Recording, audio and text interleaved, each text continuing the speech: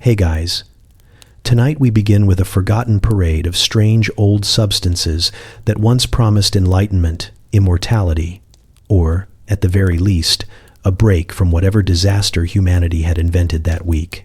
You are about to slip into a world where healers, mystics, and very confused alchemists all agreed that the best way to solve a problem was to swallow something they definitely should not have found in a swamp. The past is full of odd decisions, and tonight you get to relive them without the side effects. So before you get too cozy, take a second to gently tap that new hype button YouTube just added. It really does help little guys like me push through the algorithm. And be sure to like the video and subscribe, but only if you genuinely enjoy this strange little corner of quiet storytelling. Drop a comment with where you're listening from and what time it is for you. It's strangely comforting to know who else is drifting off with us around the world. Now, get comfortable. Let the day melt away, and we'll drift back together into the quiet corners of the past. You crouch at the edge of a swamp that has no business looking this alive. The air clings to your skin with a humid insistence, and the mud shifts beneath your feet like it wants to negotiate a long-term relationship. Prehistory is not glamorous. You have no pottery, no written language, and no idea what that buzzing creature near your ear plans to do next. What you do have is curiosity, the sort that has already convinced your small clan to taste, bark, lick stones, and sniff smoke that belonged in the sky rather than your lungs. You are a pioneer in a world that never asked for one. The swamp gurgles in front of you, releasing bubbles that rise lazily and pop with a smell that could charitably be described as earthy. Your people believe spirits live here. You are starting to suspect the spirits left after smelling this place once. Still, the elders insist that hidden somewhere among these reeds and pools is a plant that can turn fear into clarity and sadness into laughter. They also said the same thing about the glowing mushrooms last season, and that experiment ended with 3 hunters singing to a boulder until sunrise. No one remembers why.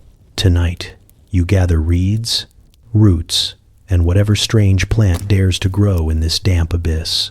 You do it because surviving on berries and optimism only gets you so far, and there is a quiet sense that nature might be hiding answers in its strangest corners. You mash the plants together with a stone, mixing them until they become a paste that shifts between green and a concerning shade of purple. You add swamp water despite every instinct begging you not to, but instincts have been losing arguments lately. The brew begins to bubble. It should not bubble. Nothing you have added is known to bubble. The elders say this is a sign of approval from the unseen world, though you suspect the unseen world is laughing behind your back. Still, you lean in close and inhale the steam rising from the mixture. It smells sharp and sweet, like flowers that lost a fight with a puddle. Your eyes water, your nose tingles, and suddenly the world tilts in a way that makes you question whether tilting is normal. You sip the liquid, just a drop. It hits your tongue with the force of a bad decision wrapped in a good idea. The taste is odd, warm, a little metallic, and somehow comforting. Your heartbeat slows. The swamp hums louder. The reeds sway in a pattern that looks almost intentional. The moon glows brighter, as if someone polished it while you were not looking. You blink, and the shadows seem to blink back. You know this should concern you, but concern feels far away, drifting like smoke toward another person's evening. You sit in the mud, feeling it mold itself to you, and for the first time you wonder if the earth itself might be whispering. You listen closely. You hear water, insects, and the faint rustle of something moving through the reeds. Everything feels connected, not in a philosophical way, more in a you and the swamp are having a conversation and the swamp has opinions sort of way. Time softens. You do not know if minutes pass or hours. You see shapes in the mist that might be ancestors or might be frogs wearing excellent posture. You laugh quietly. The sound echoes in a strangely round way, and the echo makes you laugh again. You feel warmth in your chest, a kind of ancient comfort that pushes aside the daily worries of predators and storms. For the first time in seasons, You feel safe. When the effects ease, you return to the world as it usually is. The swamp is only a swamp again. The reeds return to ordinary swaying. The moon resumes its familiar silver. But something has changed. You feel a thread of understanding, thin but real, tying you to the land that feeds you, frightens you, and now guides you. You scoop more of the strange plants into your pouch because you know the others will want this too, and not just for visions. The brew offers calm, focus, a rare moment when survival does not feel like a constant argument with nature. As you head back toward your camp, you glance over your shoulder. The swamp gurgles softly, almost like farewell. You breathe in the cool night air and walk on, the first of countless generations who will chase meaning through strange plants, curious mixtures, and the hope that somewhere in the wild world, answers might grow in the mud. You stand at the foot of a mountain that looks less like a piece of land and more like a deity with a temper. The ground is warm beneath your feet, warmer than any earth has a right to be, and the air carries a faint metallic taste that suggests you are about to inhale something your lungs never applied for. Your people whisper that the mountain breathes, and tonight you are here to breathe with it. You can already see thin wisps of vapor drifting from cracks in the stone, curling like pale fingers inviting you closer, or warning you. It is difficult to tell the difference. You follow the shaman, a figure wrapped in animal hides and soot, who walks with the confident wobble of someone who knows this ritual very well and possibly enjoys it too much. His hair is wild, his eyes are wide, and his face is painted with the earthy palette of a man who has mastered the art of looking unbothered while standing near an active volcano. He tells you this ritual will open the senses, sharpen the mind, and allow you to hear the voices of the ancestors. You suspect it will also allow you to hear several things that are not ancestors, but you keep that thought to yourself. The path narrows as you climb. The heat rises in waves, turning the night air into something thick enough to chew. You squeeze past jagged stones, each one radiating warmth that makes your skin prickle. The shaman stops at a ledge overlooking a pool of bubbling mud that pops in slow, deliberate bursts. He kneels with the solemnity of a man greeting an old friend and gestures for you to do the same. You obey, though your knees would prefer to be anywhere else. The vapor drifts toward you, gentle at first, then stronger, carrying an aroma you cannot fully describe. It smells like earth, smoke, and something unsettlingly sweet. You inhale slowly, because that is what the shaman expects, and expectations carry tremendous weight in a sacred ritual. The vapor wraps around your senses with surprising softness. The world sharpens, then softens again, shifting like a dream testing its boundaries. Your vision ripples at the edges as if the night sky is stretching itself awake. The stars seem brighter, more deliberate, like they are watching the ritual with interest. The shaman begins to chant. His voice is low, steady, and oddly comforting. His words vibrate through the air, weaving with the vapors in a way that makes you feel as though the entire mountain is humming. You close your eyes, and the darkness pulses in rhythm with the sound. When you open them, the vapor looks different. It flows in long ribbons that twist and loop in shapes you swear are purposeful. You lean closer to the pool, and the mud bubbles seem to match your breathing. There is a presence here, ancient and patient, watching you with the quiet curiosity of something that has seen countless rituals and countless mistakes. You do not feel afraid exactly, more suspended, as though the line between your body and the mountain is thinner than it used to be. The shaman's chant shifts. His voice rises and falls like a distant storm, carrying images into your mind with surprising clarity. You see your ancestors walking these same stones long before you. You see their faces, their painted skin, their confident steps as they inhaled these same vapors and spoke to the unseen world. The vision grows stronger, and suddenly you feel as if you are standing among them. Their movements blur with yours. Their thoughts brush the edges of your awareness. You understand, for a moment, why generations climbed this mountain despite the heat and danger. The vapor is not just smoke, it is memory, carved into the air by countless breaths. A warm breeze rolls across the ledge, carrying the scent of ash and something faintly floral. You blink, and the world steadies. The mountain looks the same as before, but you feel as though you have stepped through a thin curtain and returned with dust from the other side clinging to your thoughts. The shaman places a hand on your shoulder and nods, satisfied. You realize the ritual is not about the mountain speaking to you. It is about you learning how to listen. You rise slowly, your legs unsteady but your mind strangely clear. The vapor still curls around your skin, urging you to stay, but the shaman begins his descent, and you follow. The night air cools as you move away from the fissures. The stars return to their ordinary distance, though they feel more familiar now. When you reach the base of the mountain, you glance back one last time. A thin plume of vapor rises, drifting silently into the sky, carrying with it the remnants of a ritual older than any story your people tell. You breathe deeply, and the world feels just a little wider than it did before. You squat in the tall grass of the steppe, feeling the wind tug at your hair like an impatient teacher trying to get your attention. The land stretches in every direction, an ocean of gold and green that ripples beneath a sky so wide it feels like it might swallow you whole. Your people have no written words, no maps, and no interest in sitting still long enough to invent either. What you do have is fermented honey, which your clan insists is both medicine and miracle, depending on who is drinking it and how much they have already had. The jar sits in front of you, a round clay pot sealed with wax and smelling faintly of wildflowers and questionable life choices. It has been buried in the earth for many moons, tended like a secret, warmed by the sun, chilled by the night, and occasionally shaken by stampeding horses. The elders say this aging process improves the flavor. You suspect it simply gives whatever is happening inside the jar a chance to get more ambitious. Tonight you are part of your first honey ceremony, a rite your people claim was taught by a wandering spirit who enjoyed sweetness and chaos in equal measure. The clan gathers around a fire that crackles with the smell of sage and smoke. The sky turns copper as the sun sinks behind the hills.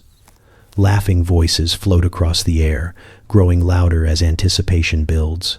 Even the horses seem to sense that something unusual is about to happen, tossing their manes and snorting like impatient spectators. The shaman lifts the jar with a reverence usually reserved for newborns and especially good weather. He taps the wax seal with a carved bone, and it cracks with a soft, sticky sigh. Immediately, a fragrance escapes, thick and rich. It smells like summer trapped in a pot, sweet and floral, with a hint of something that makes your eyes widen and your instincts reconsider their career choices. The elders lean in eagerly. They have been waiting all season for this moment, and judging by the way they lick their lips, they plan to enjoy every bit of it. You are handed a cup carved from horn. The fermented honey pours into it in slow golden ribbons, glinting in the firelight. You lift it carefully, feeling the warmth of the liquid seep through the horn. The scent rises again, stronger, and for a moment you feel as if the entire steppe is blooming around you. You glance at the others, and they nod encouragingly, though their eyes carry the mischievous glimmer of people who have already accepted that tonight may become a story no one fully remembers. You take your first sip. The sweetness hits immediately, bright and soft, followed by a warmth that spreads through your chest like a small sun waking from a nap. Beneath the honey is a deeper flavor, earthy and wild, as if the drink contains the memory of every bee that helped create it. The taste lingers, curling around your senses with a strange, pleasant heaviness. The world sharpens. The fire glows brighter. The grass hums softly in the breeze. You breathe out, and the night seems to breathe with you. The shaman begins to chant, his voice rising in rhythmic waves that echo across the open land. The others join in, swaying to an invisible melody that thrums through the air. You take another sip, then another. The warmth grows into a full-body glow, as if someone wrapped you in a blanket woven from sunlight. The stars overhead blur into soft halos, shimmering with a gentle pulse. When you blink, the constellations seem to shift slightly, forming shapes you swear you have never noticed before. A horse rearing, a woman dancing, a serpent curling across the sky. The laughter around the fire grows louder, but it carries a softness that makes you feel safe. Someone begins to drum on a leather skin, the rhythm steady and grounding. The beat vibrates in your ribs, syncing with your breath. You look across the fire and catch the eye of an elder who has lived longer than any person in your clan. He smiles a slow, knowing smile and lifts his cup toward you. You mimic the gesture, feeling connected in a way that transcends words or stories. The honey seeps deeper into your limbs. Your thoughts drift like clouds across a summer sky. You feel close to the earth and the sky at once, held between them like a leaf cupped in gentle hands. The steppe stretches invincible beneath the moonlight, ancient and endless. It feels alive, not just as land, but as a presence, watching over you. You sense your ancestors here, moving through the grass, laughing at the same fire, drinking the same honey. Their footsteps echo faintly in the wind. When the night finally cools and the fire burns low, you sit quietly, the last sips of warmth fading from your cup. The world settles back into its ordinary shape, though something inside you feels permanently widened, softened, awakened. You rise, your body swaying slightly but your spirit steady. As the clan drifts toward their tents, you glance up once more at the wide sky. The stars look familiar again, but they also look friendlier, as if they now know your name. You walk through a forest that feels older than memory, its trees towering above you like silent archivists guarding secrets no one alive remembers. The air is cool and heavy with the scent of moss, and every footstep sinks softly into soil that has held centuries of footsteps before yours. You are here for a ritual few speak of aloud, a ceremony that belongs more to the dead than the living. The elders sent you into these woods not to hunt, not to gather, but to collect something quietly powerful tucked inside grave sites that your tribe treats as both sacred and mildly alarming. The burial mounds rise from the earth in gentle curves, covered in ferns and roots that curl around them like sleeping guardians. Your people believe the ancestors rest peacefully beneath these mounds, unless disturbed by disrespect or especially clumsy footsteps.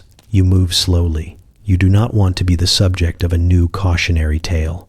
The moon filters through the canopy, its pale light resting on a cluster of stones arranged in careful shapes. You kneel and place your hand on the ground, whispering a greeting because the elders said it is polite and because politeness feels like a good idea around ancient spirits. The seeds lie inside small clay vessels buried with the dead. No one knows exactly who first placed them there or why. Some say they guide the soul in its journey. Others claim they were offerings to whatever lived beyond the veil. The shaman, of course, says they are a gift from the ancestors, meant to be shared with those who seek understanding. You suspect even he does not fully know. What you do know is that each tiny seed carries a strange shimmer when caught in the right light, as if it remembers something you never learned. You open the vessel with slow fingers. The clay cracks gently, the sound soft enough not to disturb the forest. Inside are the seeds, round and dark with a faint metallic sheen. They smell earthy, sweet, and a little unsettling, like the essence of a dream that lingered too long. You take them carefully. You are not supposed to linger at the graves, but curiosity pulls you deeper. You wonder about the people buried here, what they felt, what they feared, what they hoped these seeds would help them see. By the time you return to camp, the fire burns low, and the shaman sits waiting with a calm expression that suggests he knew exactly how long the forest would keep you. He motions you to sit and places a bowl in your hands. The seeds are crushed into a fine powder and mixed with water until the liquid turns a cloudy gray that swirls like a storm trapped in a cup. You inhale the scent and feel a shiver crawl gently along your spine. The shaman nods, and you drink. The taste is sharper than expected, bitter at first, then warm, then oddly soothing. The fire shifts and blurs at the edges. The shadows around you stretch, soften, and begin to shape themselves into patterns you recognize but cannot explain. You blink slowly as the world leans into a deeper hue. The trees beyond the camp seem to sway with a rhythm more deliberate than wind. The stars pulse faintly, like distant lanterns signaling from another realm. Your heartbeat slows. You feel the ground beneath you, steady and alive, supporting you with a calm presence. The shaman begins to hum, a low sound that vibrates in your chest. The forest answers with rustles and distant calls. Then you see them, faint outlines moving through the trees, figures shaped like people but lighter, less anchored. They walk with steps that do not disturb the leaves, drifting between the trunks with quiet familiarity. One pauses near you. You cannot see a face, but you feel recognition, as if some ancient thread of your blood is pulling tight. A warmth spreads through you, softer than the fire, more profound than the drink. You feel stories unfolding inside your mind, memories that do not belong to you, visions of hunts, storms, births, and deaths across ages. You understand that the seeds do not show the future. They uncover the past, bringing voices forward through darkness. The figures remain only a moment, then fade as gently as mist touched by morning light. As the night deepens, the visions soften. The shaman's humming quiets. The seeds settle in your thoughts like embers glowing faintly. When dawn rises, you feel calm, grounded, and strangely guided. The grave sites no longer seem distant or frightening. They feel connected to you, as if the forest whispered something you will spend your life interpreting. You rise slowly, the world clear again, the fire crackling in soft greeting. The seeds remain tucked in your pouch, their mystery unchanged, their purpose now a part of you. You walk into the new day, knowing you carry a thread of forgotten tribes within you, woven through your senses like a quiet, ancient song. You stand at the edge of a village that barely qualifies as one, a scattering of huts made from reeds and mud, arranged in a way that suggests the builders were aiming for a circle and ended up with a polite oval.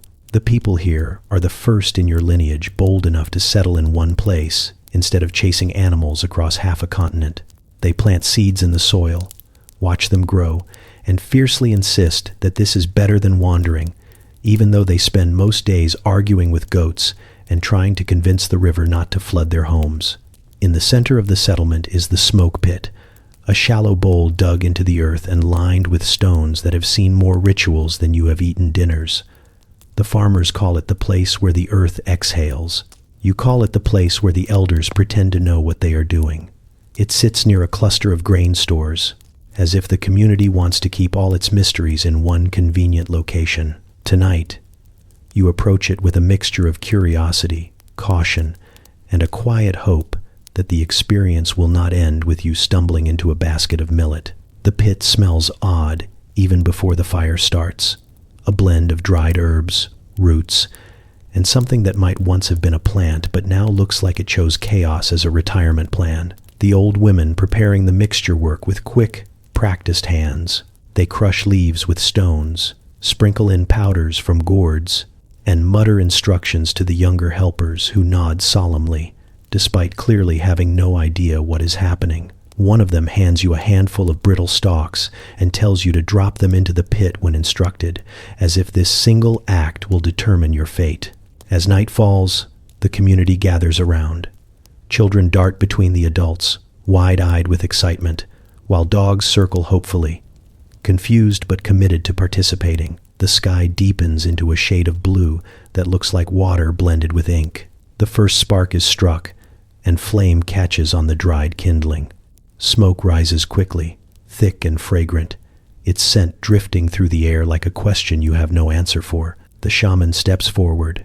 He looks younger than most shamans you have seen, which means he has probably only survived a handful of seasons worth of rituals and unexpected wildlife encounters. He raises his hands and begins a chant that sounds halfway between a blessing and a gentle scolding directed at the earth. The villagers sway to his rhythm, humming under their breath. You feel the anticipation settling over the gathering like a warm blanket. The smoke thickens. It curls upward in slow spirals, dense enough to touch but light enough to dance. When you inhale, it tastes like bitter roots softened by a hint of sweetness, and your lungs prickle with an unfamiliar warmth. The The shaman throws in another handful of herbs, and the smoke shifts color slightly, taking on a faint shimmer that catches the firelight. You lean closer, drawn by the sight, though every instinct in your body quietly reminds you that leaning over unknown vapors has historically been unwise. Your vision begins to soften around the edges. The villagers' faces blur into warm shapes, their movements blending with the flicker of the fire.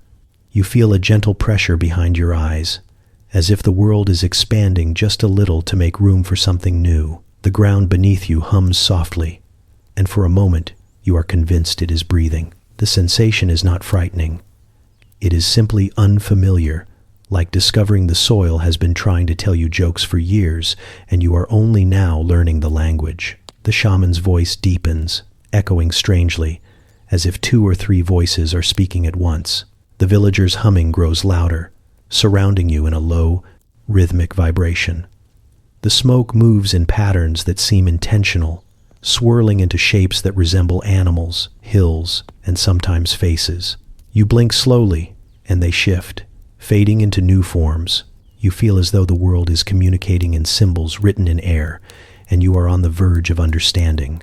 Heat rises through your limbs, a calm, radiant warmth that settles into your chest.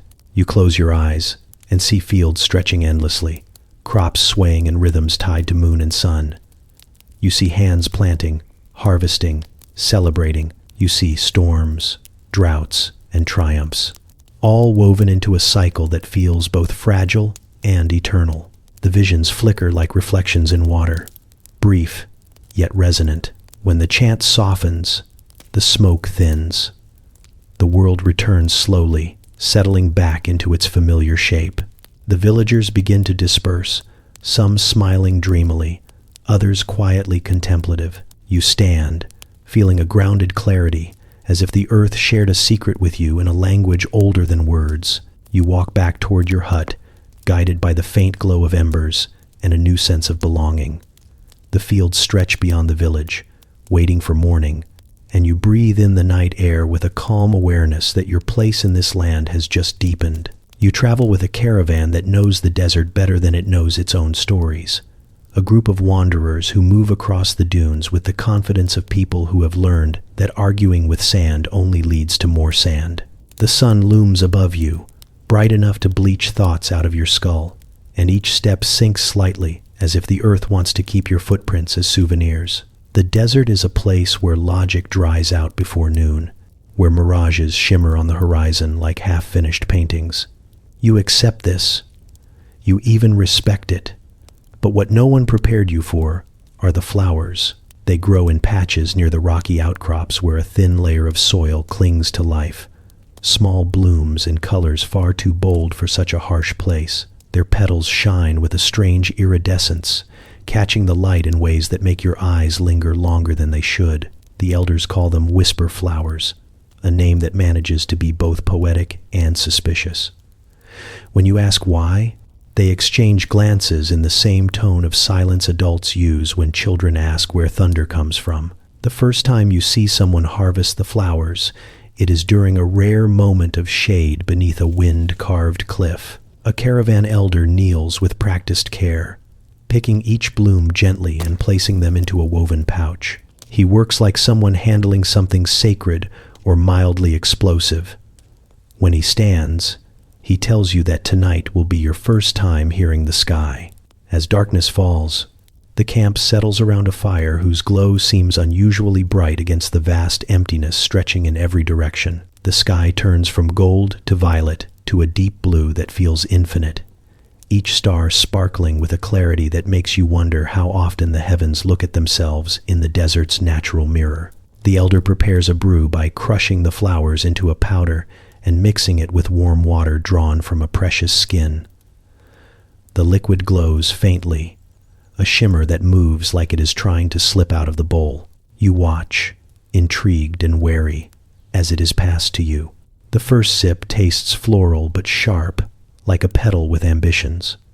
A warmth spreads through your throat, down your chest, settling into your stomach with a slow roll. You take another sip, because the elder's eyes are on you, and ignoring him would probably lead to a long lecture about tradition, ancestors, and consequences.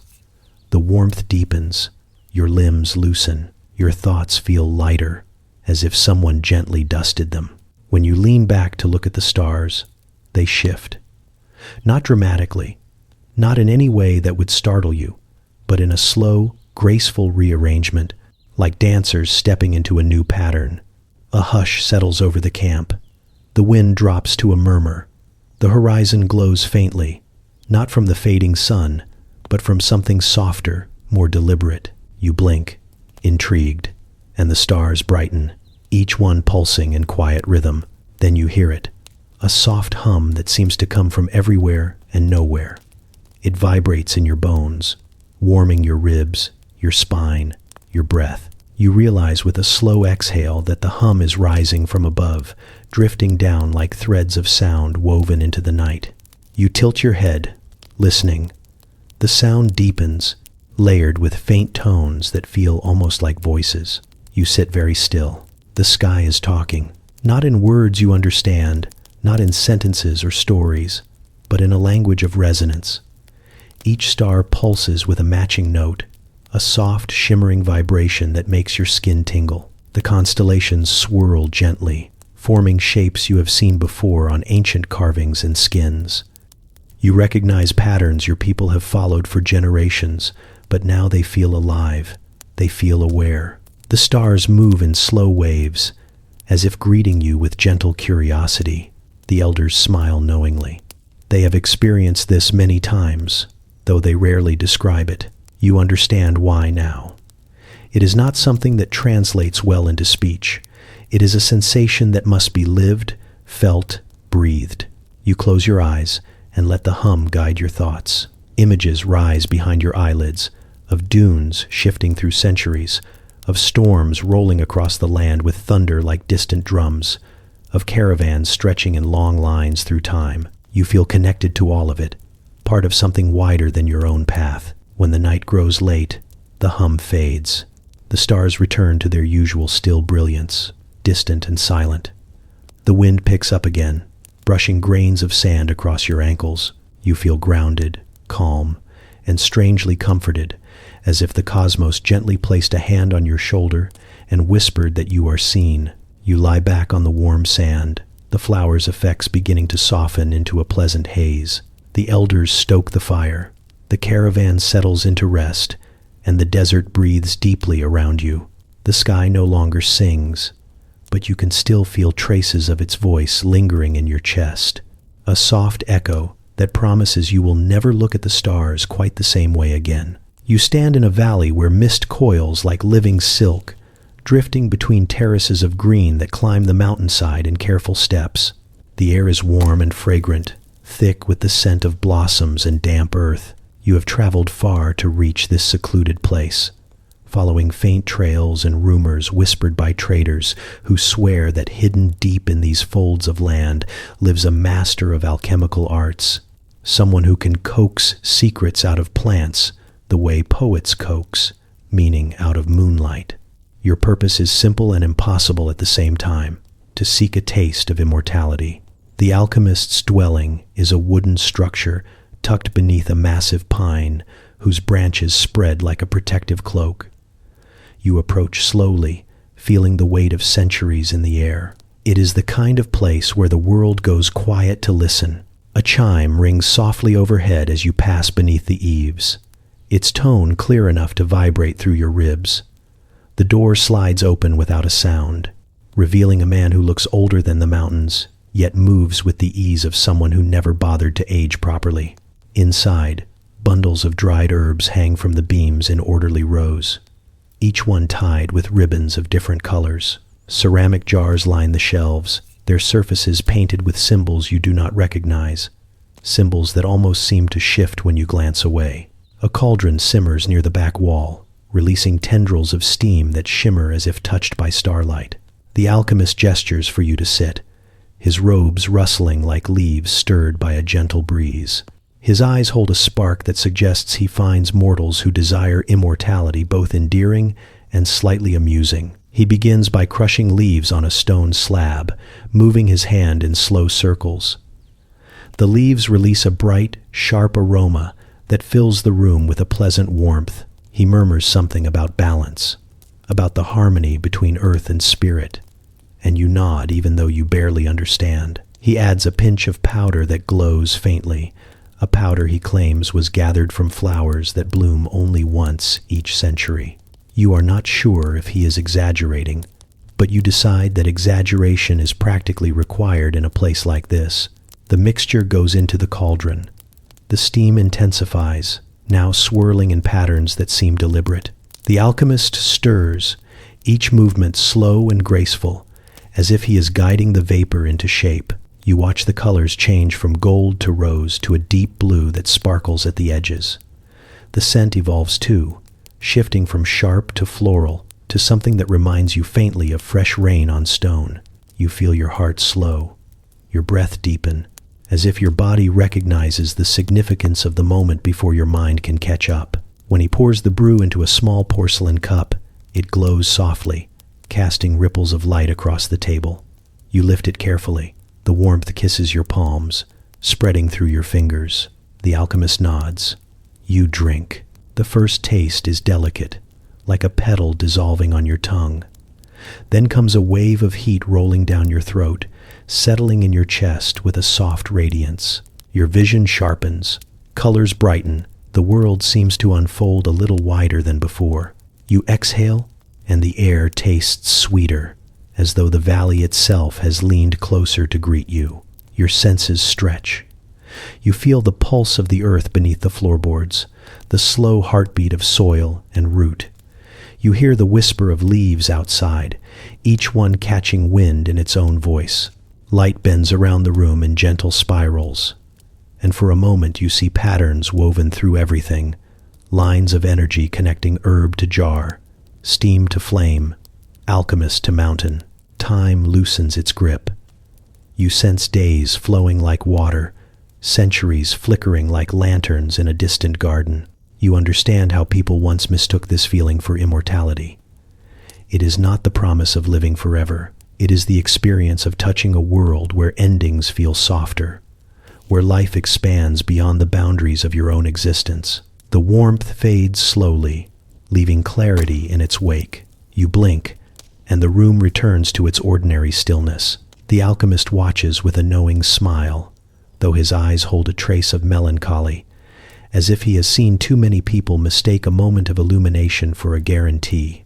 You bow in gratitude, understanding now that immortality is not a single drink or secret herb. It is a fleeting glimpse of something larger, a reminder that life is richer than you realized. As you leave the valley, the mist parts for you. The mountains stand tall, ancient and unchanging, but the world feels different somehow, as if a door briefly opened where none existed before. And though the brew's magic has faded from your veins, you carry its lingering echo in the quiet spaces of your mind, like a small flame that will not easily dim. You follow a narrow path through a bamboo forest that hums with a quiet music of its own.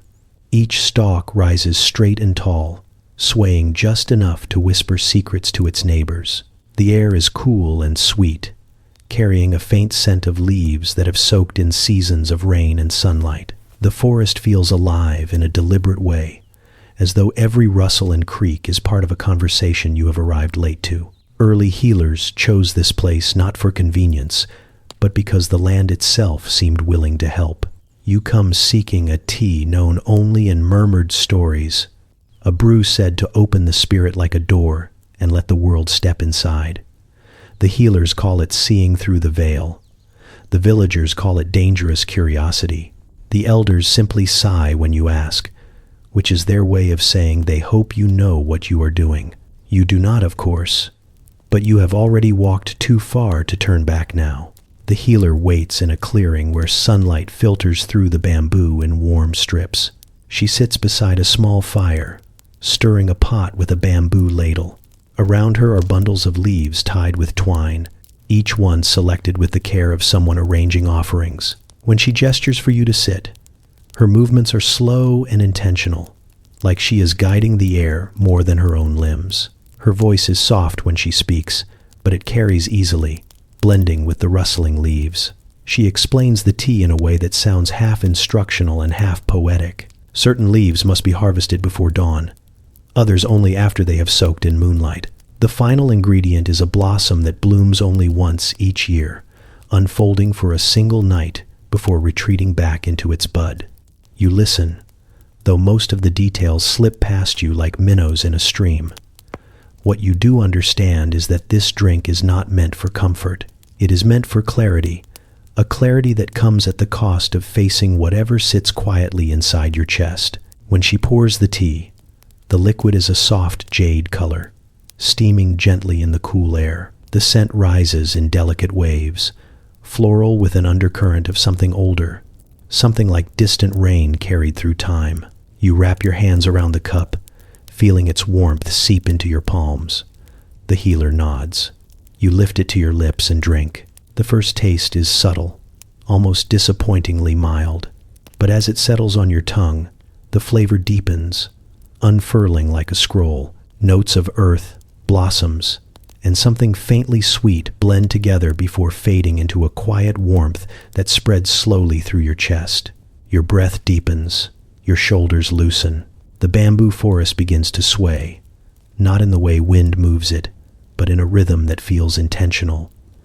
You blink, and the shadows beneath the stalks shift like ink swirling in water. The healer begins a soft chant, her voice rising and falling like a bird's call carried on a breeze. The sound vibrates gently through the clearing, and you feel it inside you, settling into the spaces the tea has opened. Your vision blurs, then sharpens with an unfamiliar clarity. The colors around you brighten, the greens deepening into shades you never knew existed. Even the air seems to glow, each breath carrying a faint shimmer. You close your eyes, and the forest rushes in. You hear bamboo groaning softly as it grows, roots stretching through damp soil in slow determination. You hear insects whispering in patterns too complex to be random. You feel the heartbeat of the earth, steady and ancient, pulsing beneath your palms. For a moment, you are not separate from the forest. You are part of its rhythm, its breath, its memory. When you open your eyes again, the healer is watching you with that same patient expression, as though she sees everything you cannot articulate. The forest looks unchanged, yet you sense layers beneath its surface, hidden threads that connect leaf to root, root to soil, soil to sky. The world feels intricate and delicate, held together by intentions you can only guess at. The warmth of the tea softens, settling into a quiet awareness rather than a vivid vision. The healer offers you a second cup of plain water to steady yourself. Around you, the bamboo sways gently, as if pleased to have been understood, even briefly. You rise slowly, feeling lighter, yet more grounded, as though the forest placed something thoughtful in your hands without asking anything in return.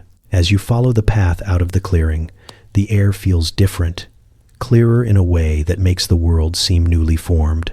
The tea's effects fade, but the sense of connection lingers, a subtle thread tying you back to the bamboo and the quiet wisdom it carries. You walk on, carrying that thread with you, knowing that the forest will always whisper if you choose to listen. You sit beside a low fire that crackles with the quiet confidence of something that has been warming travelers since the beginning of human confusion.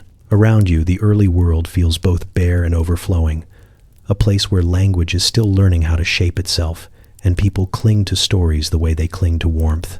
A small clay pot rests in the coals, its lid trembling softly with each bubble rising inside. The smell drifting from it carries hints of wild leaves, crushed blossoms, and a bitter edge that warns you the drink was never meant for comfort.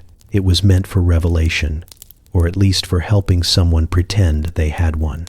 You came here because poets insist this brew opens a doorway in the mind, a thin crack where thoughts slip through unhindered by logic or daily chores. They claim it loosens the tongue, brightens the senses, and makes even the simplest idea swell into something that feels profound. The elders call it leaf fire for the way it flickers through the body, slow at first, then quick enough to surprise you. The few who have tasted it describe the world becoming so vivid that ordinary moments glow like warm coals in the dark. You have no idea if any of that is true. But you are not the first person to chase inspiration like it is a startled deer. Across from you sits the brewer, a woman wrapped in a faded wool cloak. She stirs the pot with the patience of someone who has watched countless people before you pretend they came for enlightenment rather than adventure. Her eyes flicker in the firelight, sharp and amused, like she already knows you will not be able to describe this experience without embellishing it later. She lifts the lid, letting steam billow upward. The fragrance is rich now, layered with a sweetness that clings to the back of your throat even before you drink. When she pours the liquid into a cup of carved wood, the brew glows faintly, as if hoarding the last fading rays of daylight. You take the cup, warming your hands against its sides. The first sip shocks you with how gentle it is. The taste begins mild, almost grassy, then deepens into something floral and slightly smoky. It slides down your throat with the slow confidence of a thought that knows it has somewhere to go. A soft heat blooms behind your eyes. You blink and the world shifts, not dramatically, but like it has exhaled. The fire looks brighter. The shadows look softer. Even the ground beneath you feels less like soil and more like a woven fabric holding you carefully in place. The brewer says nothing. She only watches as your gaze drifts toward the sky, where stars pulse with patient certainty. You begin to notice patterns you never saw before, clusters that seem to lean toward each other as though engaged in quiet conversation. A rhythm settles into your body, something steady and subtle, like a poem already forming in the back of your mind. The words are not clear, but the intention is. You understand suddenly why people traveled long distances for this brew, why they sat in circles composing verses about wind, love, and the unfairness of life when you run out of clean clothes during the rainy season. Your thoughts loosen, drifting through images that feel stitched from memories and imagination. The sound of the fire becomes a steady heartbeat. The trees surrounding the clearing sway as if keeping rhythm with an invisible drum. Even the night air seems filled with clues, hints of meaning scattered everywhere you look. You lift your face to the breeze and feel a strange certainty that the world is nudging you towards something you are supposed to see. The brewer finally speaks, her voice low and calm. She tells you not to chase the visions. Let them come, she says, like birds landing where they choose. You follow her advice, relaxing into the sensation. Your mind moves easily now, unfurling ideas the way leaves unfurl in early morning sunlight. Thoughts merge and separate. You begin forming lines in your head that feel like they belong in an ancient ode sung to a half-attentive crowd of hunters pretending they appreciate metaphors. The warmth inside you shifts again, settling into a quiet clarity. You look at your hands, the fire, the sky, and everything seems threaded together by the same unseen loom. For a moment, you understand the poets who swear the world speaks in riddles, and the brewers who claim the leaves simply help you hear them more clearly. The night is still, but it feels alive with possibility, humming softly beneath your thoughts. As the brew's intensity ebbs, you return gently to yourself. The stars lose their conversation but keep their beauty. The fire settles into a slow dance of embers. The brewer takes your empty cup with a nod, as though she has seen this transformation countless times and finds it reassuring. You rise, steady on your feet, your mind quieter but more expansive than before. The path leading back to the village glows faintly under the moonlight, as if inviting you to carry your newfound ideas into the waiting world. You follow the wandering mystic long before you see him, guided mostly by the faint aroma drifting on the wind. It smells like crushed herbs mixed with something metallic, the kind of scent that makes your instincts argue quietly among themselves. The man moves ahead of you with the slow confidence of someone who has no schedule and no intention of ever developing one. His robe is frayed at the edges, his sandals are older than some villages, and his hair carries the unbothered wildness of a person who believes regular bathing is optional for spiritual enlightenment. You do not know his name, and you suspect he has forgotten it himself. But people speak of him in hushed tones, saying he grinds strange powders that let mortals glimpse beyond the ordinary world. You walk until the land opens into a small hollow carved between two rocky hills. The mystic kneels beside a flat stone worn smooth through decades of use. Laid before him is a pouch made of cured hide and decorated with symbols you cannot decipher. He unties it with a reverence that makes you straighten your back, as though you are about to witness a sacred ceremony instead of whatever dangerous experiment this might actually be. The contents spill out, forming tiny piles of roots, bark, berries, and things that once belonged to plants but now resemble secrets waiting to be whispered. He takes a slender bone pestle and begins to grind the ingredients with slow, rhythmic strokes. The powder forms gradually, shifting from earthy browns to strange shades of violet and pale gold. Each swirl of dust seems to shimmer with a life of its own. The mystic hums while he works, a low tune that trembles through your chest and blends with the soft scratch of stone on stone. You crouch nearby, trying to look calm, even though your mind is absolutely certain that consuming mystery powder from a nomadic stranger is not the sort of life choice that leads to peaceful old age. When he finishes grinding, he lifts a pinch of the powder and lets it fall through his fingers. It disperses into the air like an offering to the breeze, sparkling faintly as it drifts away. He motions for you to come closer. You do, partly because you are curious, and partly because it is difficult to refuse someone whose eyebrows alone seem to know ancient wisdom. He hands you a small clay cup and pours a portion of the powder inside. Then he adds a trickle of water from a gourd, just enough to turn it into a thick paste the color of a bruised sunrise. You lift the cup to your face and inhale. The scent is sharp, peppery, and oddly floral, like a meadow that decided to pursue a career in sorcery. The mystic gestures for you to drink. So you do, because at this point your choices are to trust him or walk away and spend the rest of your life wondering why your courage evaporated at the last moment. The paste touches your tongue with a bitterness that fades quickly into sweetness. It slides down your throat with a warmth that spreads through your body like the first stretch after waking. The world shifts gently, as though someone has nudged reality sideways. Colors deepen. The sky takes on a soft glow. The rocks around you hum with resonance you feel rather than hear. You blink, and the ground beneath your feet ripples like fabric. The mystic sits across from you, smiling as though he has seen this reaction many times. His expression is serene, amused, and slightly smug. Thoughts begin to move differently in your mind. They roll together like streams merging into a river, forming connections you never would have considered. You understand, suddenly, why mystics wander instead of settling down. The world feels full of hints and whispers, too many to fit into one village. Your senses sharpen. You feel the wind brushing against your skin, not as a simple breeze, but as a companion urging you to listen. Even the distant cry of a hawk carries meaning, as if the bird is delivering commentary on your life choices. Then comes the clarity, subtle but undeniable. Images flicker behind your eyelids when you blink. A path through the hills, a circle of stones, a hand extended in greeting. They do not feel like visions or warnings. They feel like memories you have not lived yet. You breathe slowly, grounding yourself as the mystic instructed earlier. The sensations swell and ease like waves coming to shore, never overwhelming, always inviting exploration. When the powder's effects begin to fade, the world settles back into its familiar shape. The hills look like hills again. The rocks stop humming, and your thoughts regain their usual boundaries. But something lingers, a quiet certainty that a door opened, even if only for a moment. The mystic gathers his tools with practiced ease, slipping the bone, pestle, and hide pouch into his robe.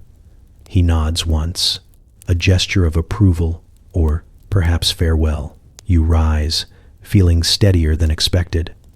The hollow around you seems unchanged, yet you sense echoes of the experience lingering in the air like distant bells. You look at the mystic, ready to ask what exactly you drank, or whether it was safe, but he is already walking away with the same unhurried steps that led you here. You follow the path out of the hollow, carrying with you the memory of shimmering dust and a mind that, for a brief moment, wandered beyond its borders.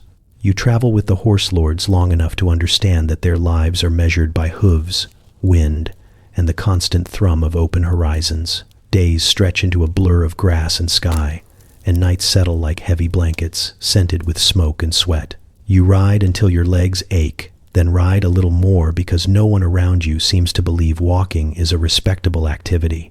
Their horses carry them as if born from the same dust, swift and proud, and every rider moves with the assurance of someone who has never lost an argument with nature. Tonight, though, the camp feels different. The air trembles with anticipation.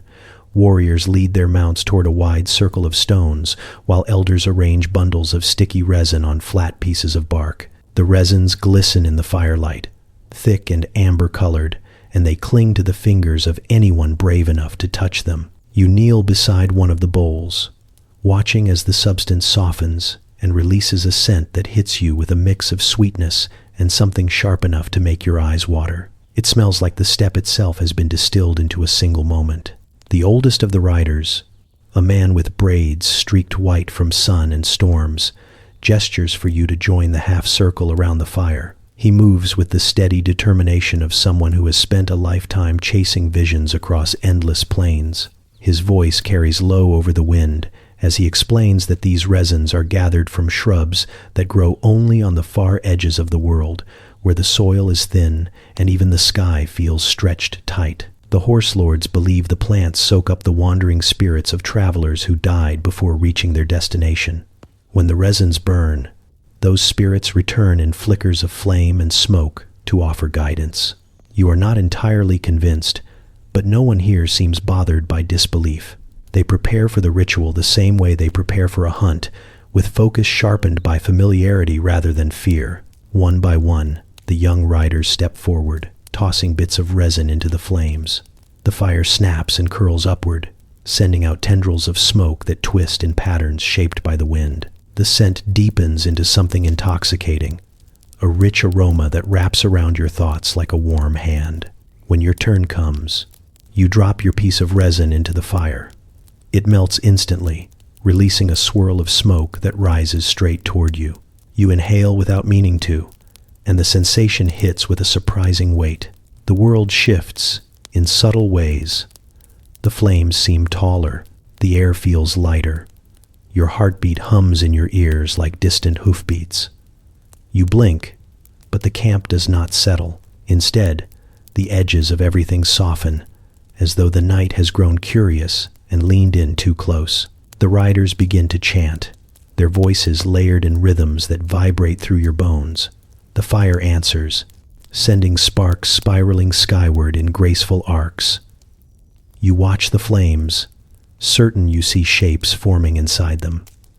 At first they look like tricks of heat and shadow, but gradually they sharpen into silhouettes. Horses, wild and powerful, run through the heart of the fire, their manes glowing like molten gold. Their hooves strike sparks that scatter into the night air. You can almost hear them breathing. The riders sway gently, eyes half closed, as though they too are watching a world layered over this one. Someone to your left whispers that the visions always come in movement, never in stillness. The spirits of the steppe are restless. They communicate through motion, like wind across grass or a horse galloping towards something only it understands. You breathe deeply, letting the smoke settle behind your eyes. Patterns flicker there, shifting landscapes filled with unfamiliar mountains and winding paths. You feel a tug in your chest, an invitation to follow. The old rider places a hand on your shoulder. His grip is steady, grounding you as the visions surge and fade like waves pushing against a shoreline. He tells you not to cling to any single image. The resins do not reveal destinies. They reveal possibilities. The future is as changeable as the wind, and the horse lords trust instinct more than prophecy. The smoke simply reminds them how wide the world truly is. Gradually the fire settles, its flames shrinking back into ordinary shapes. The smoke thins, the chants fade, and the riders slowly return to themselves. You feel the night air shift, cool and grounding, brushing your skin like a reminder of where you are. Your heartbeat steadies. The visions dissolve into memory, leaving behind a strange exhilaration, the sense of having glimpsed something not meant for casual eyes. The horse lords begin tending their mounts again, moving with a calm that suggests this ritual is less about spectacle and more about recalibration, a way to realign the spirit with the open land they depend on. You stand, legs slightly unsteady, and glance toward the horizon where the moonlight spills across the plains. The world looks the same as it did earlier, yet something in it feels expanded, as though invisible paths now weave through the darkness, waiting for someone bold enough to follow them. You inhale the last traces of smoke, letting the night settle around you. The horses stamp the ground softly, listening to the wind, and you feel for the first time that you understand a fraction of what drives the riders onward. The steppe is wide, the sky endless, and somewhere in that stretched silence, the visions continue to gallop just beyond reach. You follow the river long enough to realize it behaves less like water and more like a wandering storyteller that cannot resist collecting rumors. Every bend carries a new current of voices. Every ripple seems to whisper about someone upstream doing something questionable with roots, jars, or both. By the time you reach the trading camp, you already know what you came for will not be simple. Nothing is ever simple when fermentation is involved. Humans take a perfectly innocent plant, bury it, wait until it starts bubbling with ominous enthusiasm, then decide drinking it is a wise cultural tradition. The camp sprawls along the riverbank like a temporary village built from woven mats, reed baskets, and half-completed negotiations. Traders move among the stalls with the calm chaos of people who have done this their entire lives. Their boats sit pulled up on the mud, rocking gently with the tide, filled with bundles wrapped tightly in cloth. Every trader you meet carries a faint smell of earth on their hands, a reminder that the river kingdoms owe their prosperity not to gold or conquest, but to roots pulled from deep soil and transformed into something stronger than any crown. You are led toward a shaded canopy where a cluster of elders sit around clay jars sealed with wax. They look up when you approach, their expressions unreadable, except for the faint smile that suggests they already know you are not prepared for whatever they are about to offer. One of them taps a jar with a carved stick, and the jar answers with a hollow, bubbling sound. The others nod approvingly, as if the roots inside have passed some important exam. The elder closest to you explains that these roots grow only in narrow patches of soil where the river occasionally floods, leaving behind silt rich enough to raise plants that seem slightly too spirited for their own good. Harvesting them requires patience, timing, and a willingness to get stuck in mud so deep it could swallow your sandals. Once gathered, the roots are chopped, buried in clay pits, covered with leaves, and left to ferment under the heat of the sun. Weeks later, they are dug up, washed, and sealed in jars with river water. The mixture continues to ferment, developing a strength that is less drink and more experience. You try not to let the nervous flutter in your stomach show, but one of the elders notices anyway. He chuckles softly and tells you that everyone reacts that way at first. Even the warrior chiefs who pretend they fear nothing start to look thoughtful the moment a jar is opened. He gestures for you to sit. The jar is unsealed with surprising delicacy, as if it might decide to attack if handled too aggressively. A scent rises immediately, warm and earthy with a sharp edge that pricks the inside of your nose. It smells like a forest floor that has learned to defend itself. The liquid poured into your cup is cloudy, swirling with faint traces of sediment. When you raise it to your lips, you hesitate, and the elders watch with the patient attention of people who love drama but would never admit it. You drink. The taste is wild. It begins sour, then deepens into something almost sweet, then shifts again into a flavor you cannot place. It spreads warmth through your chest, slow at first, then quicker, as if a small fire has been lit behind your ribs. The river seems to change color. The light glitters on its surface, dancing in patterns that move too smoothly to be ordinary. You feel the ground steady beneath you, but your senses begin to drift in gentle circles, following currents that tug at your mind like quiet tides. The elders continue talking, their voices blending with the water, creating rhythms that echo inside you. Stories spill from them. Tales about kingdoms built along the riverbanks, alliances sealed with jars of fermented roots, and feasts where songs lasted until sunrise. Your thoughts begin to float. Images from their stories unfurl in your mind with surprising clarity. You see boats carved with symbols drifting side by side, their captains laughing over a shared drink. You see warriors painting their faces before battle, swallowing a mouthful of the brew to sharpen their courage. You see healers tending the injured, offering the roots warmth, not as remedy but as comfort. Every image pulses with life, connected by unseen threads. When the drink's intensity peaks, the river seems to lift slightly, as if it is leaning forward to listen. The sky softens, turning shades of violet and pale gold. You cannot tell if time slows or if you simply stop caring about its pace. The elders begin a rhythmic chant, tapping the jars with their carved sticks, and the sound resonates through your chest. For a moment, you understand why this brew travels farther than any caravan and inspires loyalty deeper than any treaty. Gradually, the warmth fades, returning your senses to their familiar edges.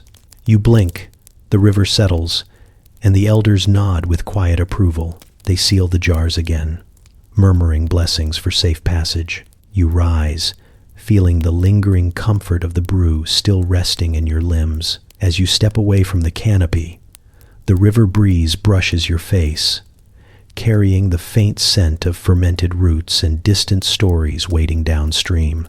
You descend into the cave with a torch that crackles like it is just as nervous as you are. The entrance closes behind you in a slow curve of stone, swallowing the last traces of daylight. Down here, the air feels still, dense with a quiet that settles over your shoulders like a heavy shawl. Your footsteps echo along the tunnel walls, and every sound seems magnified, as though the cave is listening with far too much interest. The elders said the fungi only grow in places the earth has chosen, places where stone remembers the world before people bothered to name it. The tunnel widens into a chamber lit by an otherworldly glow. You stop, blinking, because nothing prepares you for seeing light growing directly out of the ground. The fungi cling to the walls, thick clusters of pale stalks topped with caps that shimmer like frost catching moonlight. Their glow pulses faintly, each breath of light slow and rhythmic, as though hundreds of tiny hearts are beating inside them. A cool, earthy scent fills the chamber, mingled with something sweet and metallic. The combination makes your skin prickle. A prophet once lived in these caves, or so the stories claim. He wandered deep into the earth to seek answers from the stone, returning days later with visions that shaped kings and toppled them. You suspect he spent most of his time sitting in this very chamber, trying not to admit he was lost, and accidentally inhaling things he was not supposed to. But legends grow stranger with each retelling, and the fungi have always been part of the tale. The elders believe they hold truth, wisdom, and perhaps a touch of mischief. You kneel beside a cluster of the largest caps. Their glow brightens as you approach, as if acknowledging you. You reach out and gently break off a single piece, watching the way it releases a soft puff of luminous dust. The particles drift toward you, swirling lightly before settling in the air like fireflies that forgot how to blink. You hesitate only a moment before placing the fragment on your tongue. It dissolves faster than expected, leaving a faint tingling that spreads across your mouth and down your throat. The taste is earthy and cool, followed by a sweetness that lingers behind your teeth. The chamber shifts, not in the way falling rocks shift, but in a subtler, stranger way. The glow of the fungi intensifies, rising and falling in an unfamiliar rhythm. The stone under your palms feels warmer, almost alive. You blink and the shadows ripple, stretching and contracting like breathing creatures. The walls seem deeper, the air feels thicker. You inhale again, and the world tilts gently.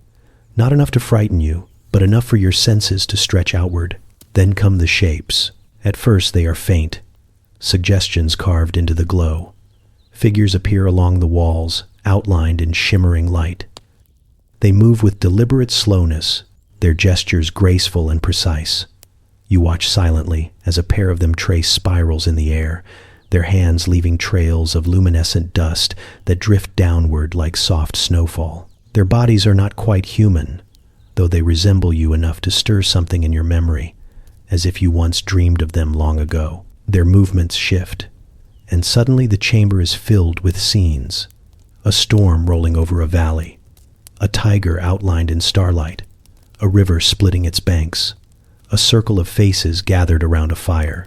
None of it feels like prophecy, exactly. More like a tapestry of possibilities, woven from whispers and echoes. The visions come not as commands but as invitations, asking you to witness rather than interpret. The cave hums softly, a low vibration that settles into your bones. You feel the pulse of the earth, slow and ancient, guiding you through the images. Heat rises in your chest, not uncomfortable, just present. The luminous dust drifts around you, catching in your hair, brushing your skin like gentle fingertips. You close your eyes for a moment, letting the sensations roll through you. Behind your eyelids, the glow threads itself into new shapes, weaving ideas you cannot yet put into words. When you open your eyes, the visions begin to fade. The figures dissolve into soft light. The chamber dims slowly, leaving only the natural glow of the fungi. Your heartbeat steadies. The warmth settles, and the air grows still again. You exhale, feeling the weight of the experience settle into your thoughts like a stone dropped into deep water. You rise, brushing luminous dust from your hands. The cave feels quieter now, as though it has shared something it cannot repeat.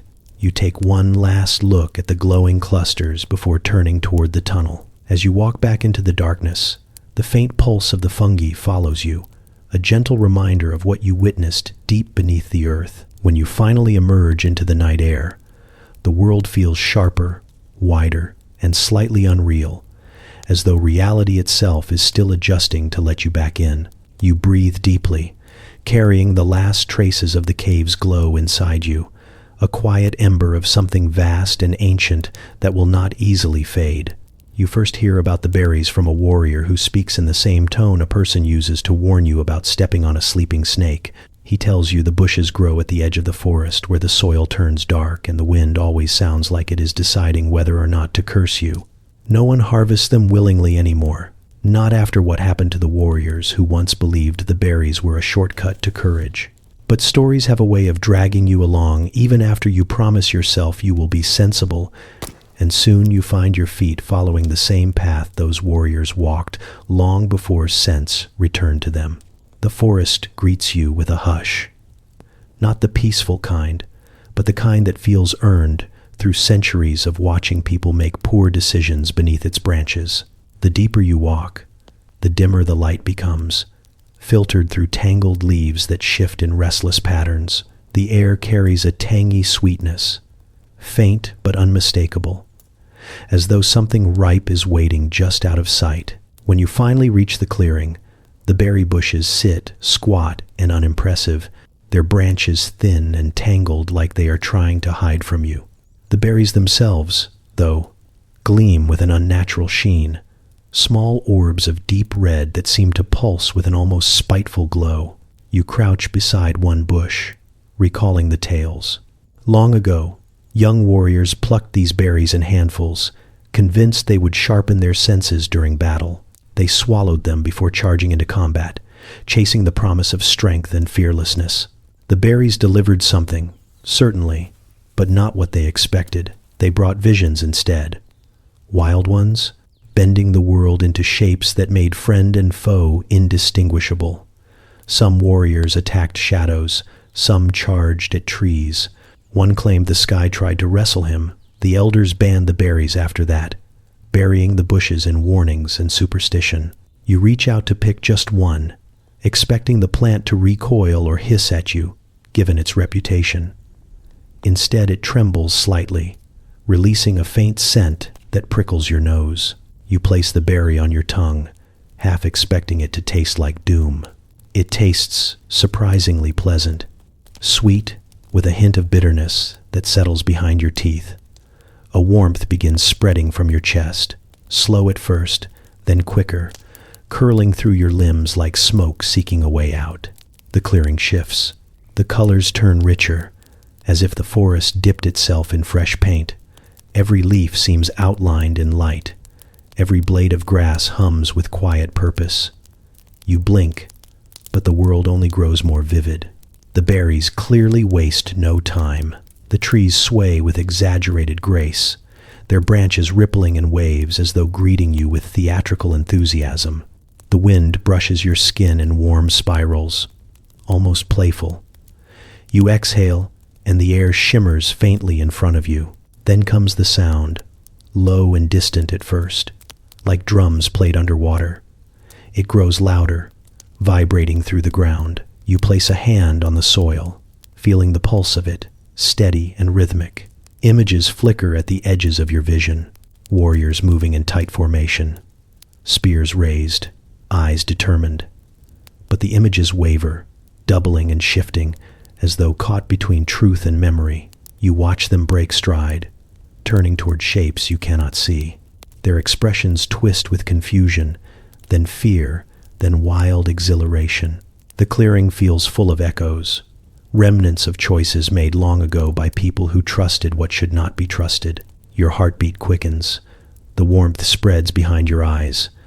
The clearing grows brighter still, almost too bright. The berry's sweetness turns sharp, settling into your thoughts with a buzzing intensity. You understand, suddenly, how the early warriors mistook this for clarity.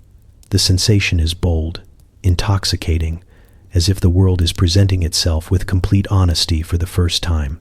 But the honesty is too raw, too enormous. The forest does not shrink to fit your senses.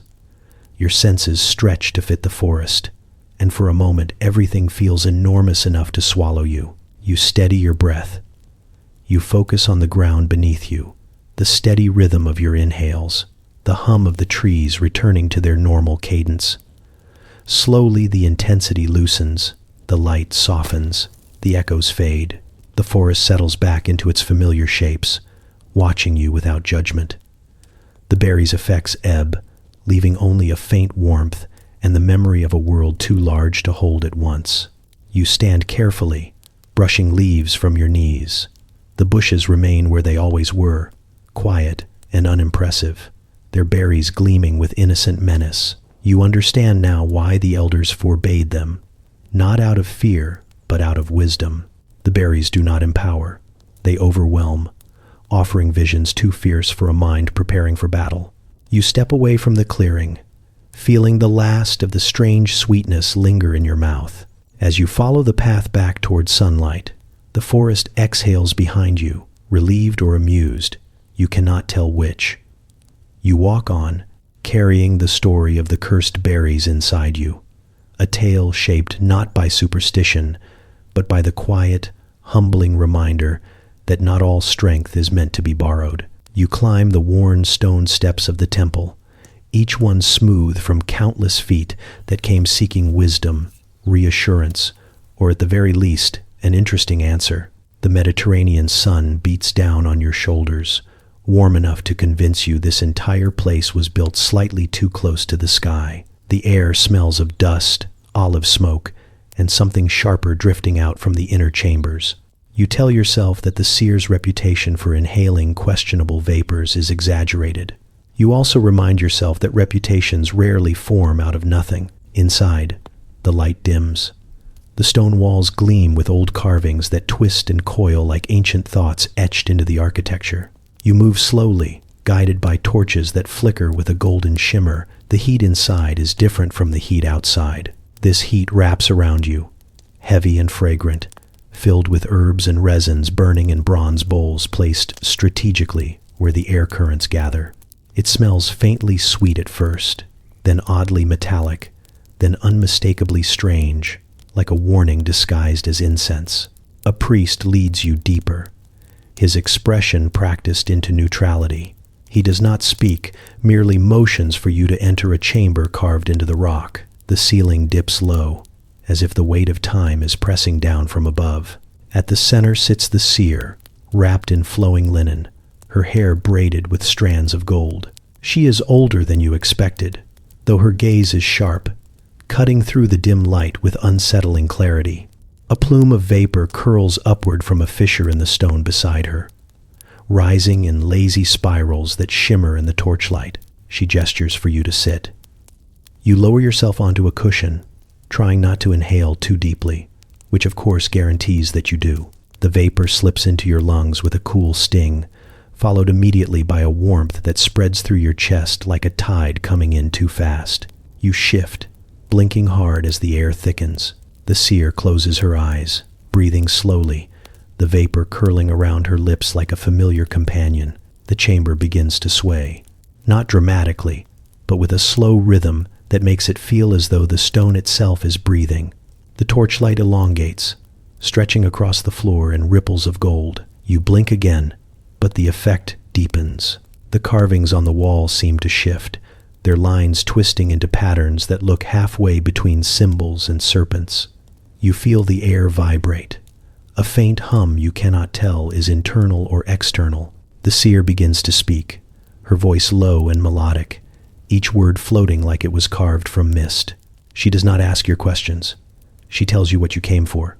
She speaks of paths bending like reeds in the wind, of choices waiting beyond familiar horizons, of storms that test the roots of everything you think you understand. Her words wrap around you, impossible to ignore, half riddle and half memory.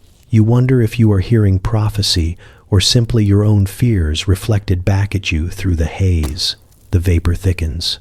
Your heartbeat slows, thudding in long, deliberate intervals. The edges of the chamber soften until you cannot tell where stone ends and shadow begins. You look toward the fissure. The steam rising from it seems brighter now, shimmering like moonlit water, twisting into shapes that dissolve before you can identify them. You inhale again accidentally, of course, and the warmth spreads behind your eyes. The seer's voice deepens, echoing faintly, as if another voice speaks just slightly behind hers. You do not feel lost.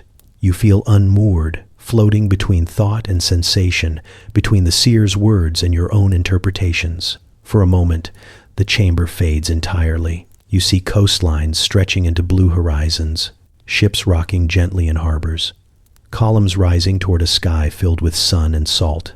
Faces flicker past, unfamiliar yet strangely resonant. You reach toward them, but the visions slip through your fingers like water. The seer's hand touches your shoulder, grounding you as the world settles. The chamber returns in pieces. Torchlight, stone, the faint glimmer of resin burning in the bowl. Your breath comes easier. The warmth ebbs. The carvings return to stillness. She watches you with an expression that is neither triumphant nor pitying, only calm, as though this exchange is as ordinary to her as drawing water from a well. You stand slowly, legs steadying beneath you. The priest escorts you out without a word. When sunlight hits your face again, it feels brighter than it should, crisp and cool against your skin. The temple behind you hums with ancient quiet, its secrets tucked deep within stone and vapor. As you walk back down the steps, the world feels familiar again, yet slightly expanded, as though the seer peeled back a corner of reality just long enough for you to glimpse something beyond it, something you are not sure you believe, but will not easily forget. You step through the tall stone archway just as the last of the chanting fades. The temple is cool inside, far cooler than the courtyard you crossed, and the sudden shift makes your skin prickle. You breathe in slowly and immediately understand why the priests here claim they hear the heavens clearing their throats. The air is thick with incense, so fragrant it feels alive, swirling through the hall in shimmering layers, each carrying a different scent.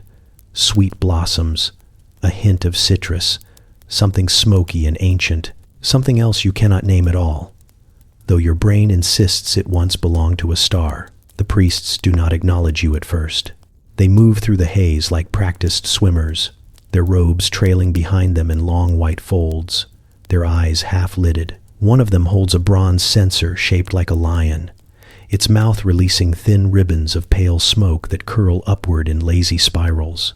Another hums under his breath, the tune soft and oddly beautiful, as if trying to match a melody only he can hear. You follow quietly, trying not to draw attention to how much the incense is already making your knees feel surprisingly negotiable. At the front of the hall stands an altar carved from a single block of stone.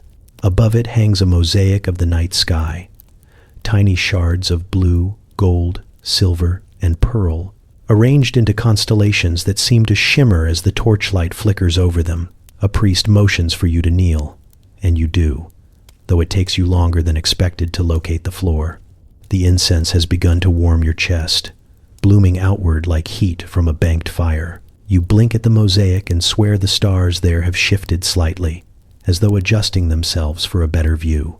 The high priest approaches, carrying a small wooden box wrapped in cloth. He sets it on the altar and unwraps it with careful fingers. Inside are bundles of dried herbs tied with colored thread, each bundle containing leaves, petals, and thin twisted roots. He explains in a low voice that these herbs were gathered from mountains that touch the clouds and valleys where moonlight pools like water.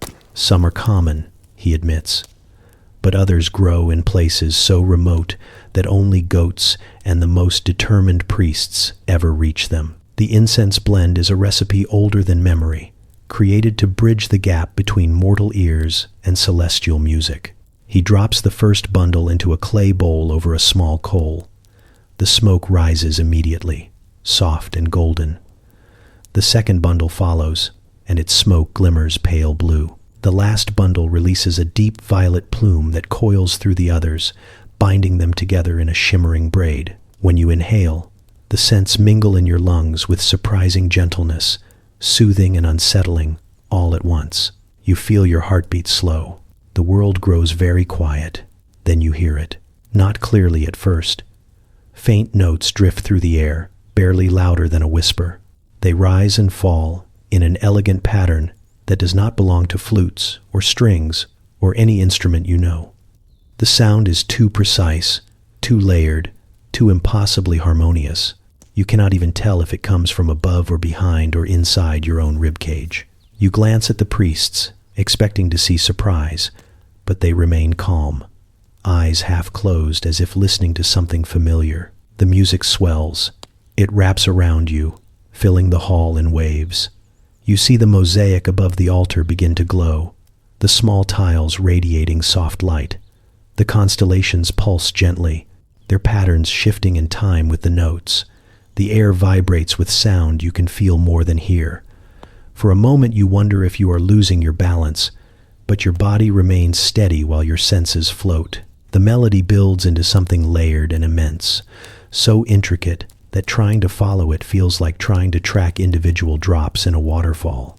It is beautiful, overwhelming, and slightly ridiculous, like discovering the heavens hold nightly choir practice and have decided tonight is their dress rehearsal. You close your eyes and let the sound wash over you, your breath syncing with the rhythm. Gradually the music softens, then fades, leaving the hall warm and quiet. The incense never stopped burning, but its effects settle into a gentle hum. The mosaic dims back to its ordinary glow. The priests rise without urgency, their faces serene, as though this entire experience is as normal as morning prayers. You stand slowly, feeling the lingering warmth in your chest. The hall looks the same as when you entered, yet everything feels subtly changed, as if some invisible curtain shifted just slightly to show you what lies behind. As you step toward the doorway, the incense trails after you in a faint ribbon, carrying with it the unforgettable memory of heavenly voices, rehearsing just for a moment within reach of human ears. You slip through a narrow passageway carved into sandstone, following a healer whose sandals whisper across the polished floor. The chamber ahead glows with lamplight, the flames steady despite the stillness of the air.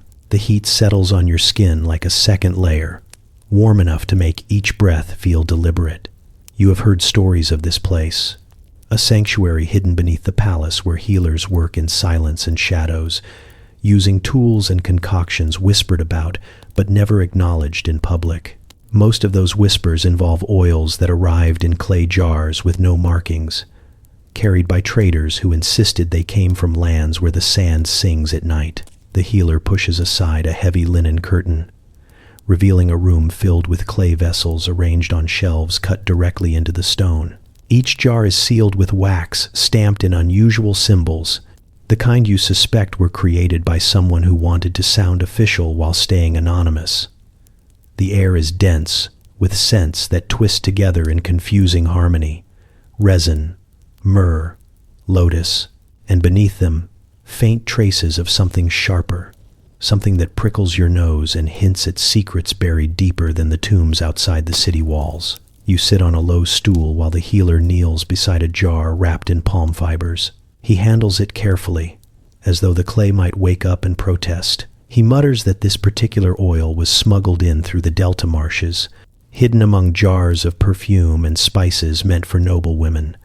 The traders insisted it was too potent to be used lightly, too unpredictable for those who did not understand the ways of the body and the spirit. He tells you this with the tone of someone who absolutely intends to use it anyway. He breaks the wax seal, and the scent that escapes is unlike anything you have ever smelled. It is sweet at first, almost soothing, but beneath the sweetness lies a sharpness that slides through your senses, like heat rising from stone at midday. The healer dips his fingers into the oil and massages it between his palms until it warms. You watch the shine spread across his skin as he works, his expression calm yet faintly amused, as if you are about to understand why these oils were smuggled in secret rather than carried openly in temple processions. He asks you to close your eyes. You do, and he presses his hands gently against your temples. The warmth of the oil spreads instantly, seeping through your skin and blooming outward in a slow, radiant wave. You inhale deeply without meaning to, and the scent rushes through your lungs, filling your chest with a strange lightness. The chamber seems to tilt, though your body remains perfectly still. You feel the stone beneath your feet, as though it is pulsing, alive with ancient memory. The healer speaks softly, guiding your breath with practiced calm. His voice feels distant and close at once. The warmth of the oil settles behind your eyes, and when you open them, the lamplight has changed. The flames flicker in colors that should not exist in fire. Gold deepens into something richer. Red brightens into something almost metallic. The shadows on the walls move with a rhythm that does not match the movement of the lamps, weaving together like dancers performing a silent ritual. You blink, but the visions only layer deeper. Faint lines of light appear in the air, trailing from the healer's hands as he moves them just above your skin. You feel the whisper of heat without contact. The lines shift into shapes, then symbols, then something that resembles the flowing script carved on temple walls. You cannot read it, yet it feels familiar, like a memory waiting to surface. The scent thickens. Your senses expand outward, as though your awareness has been stretched. You hear the drip of water far down the corridor, the rustle of linen somewhere behind the curtain, the soft hum of the healer's breath. Every sound threads together into a quiet melody. You exhale slowly, grounding yourself as the heat coils through your chest, wrapping your pulse in something steady and ancient.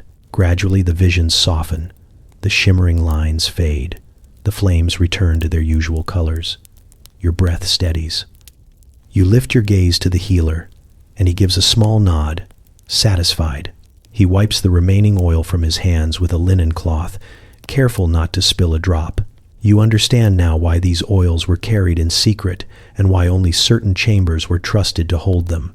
You rise from the stool, still feeling the warmth settling into your bones. The room looks the same as before, yet the air carries a subtle hum, as if the walls remember what you saw, even if you cannot fully articulate it. As you step back through the curtain, the scent lingers on your skin, trailing behind you like a whisper of something older than the kingdom above your head. You arrive at the palace long after the sun has vanished behind the hills, yet the astrologer's courtyard is alive with movement. Lamps glow along the marble walkways, their flames flickering in soft breezes that carry the scent of jasmine and something far more suspicious. You follow a servant who walks briskly despite the late hour, leading you past rooms where scribes still scratch ink onto papyrus and guards stifle yawns that threaten to break their stoic composure. Everyone here seems exhausted, but no one dares sleep. The stars are unpredictable this month, or so the astrologers claim, and sleep is treated like an enemy that cannot be allowed through the palace gates. At the far end of the courtyard stands the astrologer's tower, its upper balcony crammed with men in elegant robes pointing bronze instruments at the sky while muttering calculations that sound more like arguments. Below them, nestled among cushions and scrolls, sits the reason you came, a low table covered in ornate jugs, each one carved with symbols so intricate they look like they were designed by someone who had not slept properly in years. The royal brews, the liquid dedication that keeps the court's stargazers awake long enough to interpret omens no sane person should contemplate at 3 a.m. A young astrologer motions for you to sit, then pours a cup of the brew with trembling hands. He looks like he has drifted far beyond the point where thoughts remain predictable. His hair sticks up in random directions, as though it gave up following instructions days ago. His eyes glimmer with an intensity that suggests he has seen too many constellations shifting into shapes that should not exist. When he speaks, his voice carries the desperate enthusiasm of someone who truly believes sleep is overrated. The brew steams in your cup, its scent rich and sharp. You inhale, unsure whether you are smelling roasted herbs or pure ambition. There is a sweetness to it, faint but enticing, layered under something smoky and bitter. The astrologer warns you to sip slowly. You nod, though you are fairly certain he no longer remembers what slowly means. You lift the cup and drink. The taste hits immediately, bold and complex. It begins smooth, almost soothing, then flares into something bright and electrifying, sending a rush of warmth down your throat. But warmth is the wrong word. It is more like a spark racing through your veins, a small lightning bolt that insists you straighten your spine. Your senses sharpen, then sharpen again, as if your mind has decided to polish every thought until it gleams. You blink, and the world grows unnervingly crisp. You can see the grain of the wooden table. You can hear the faint hum of distant torches. You can smell ink drying on scrolls somewhere farther down the hall. The astrologer nods approvingly, then takes a sip from his own cup as though trying to keep pace with your clarity. He gestures toward the balcony where the senior astrologers stand beneath the open sky, their robes shimmering in the lamplight. They lift their instruments with ritual precision, adjusting angles and whispering observations to one another. Their movements flow with the grace of people who have spent their entire lives staring upward, mapping the heavens until the heavens feel like an extension of their own thoughts. You move closer to the balcony, drawn by the soft hum of conversation. The stars tonight are brilliant. Sharp points of light, arranged in patterns that seem to tilt and sway as the earth rolls beneath them. The brew's heat intensifies behind your eyes, and suddenly the constellations appear closer than before. Not physically closer, but more deliberate, more articulate. Their patterns form and reform in ways you have never noticed. The astrologers murmur among themselves, noting subtle shifts with alarming precision. You can almost see the lines they trace between stars. The arc's prediction and mythology have carved across the sky. Your thoughts begin to race. Connections form with unnatural speed.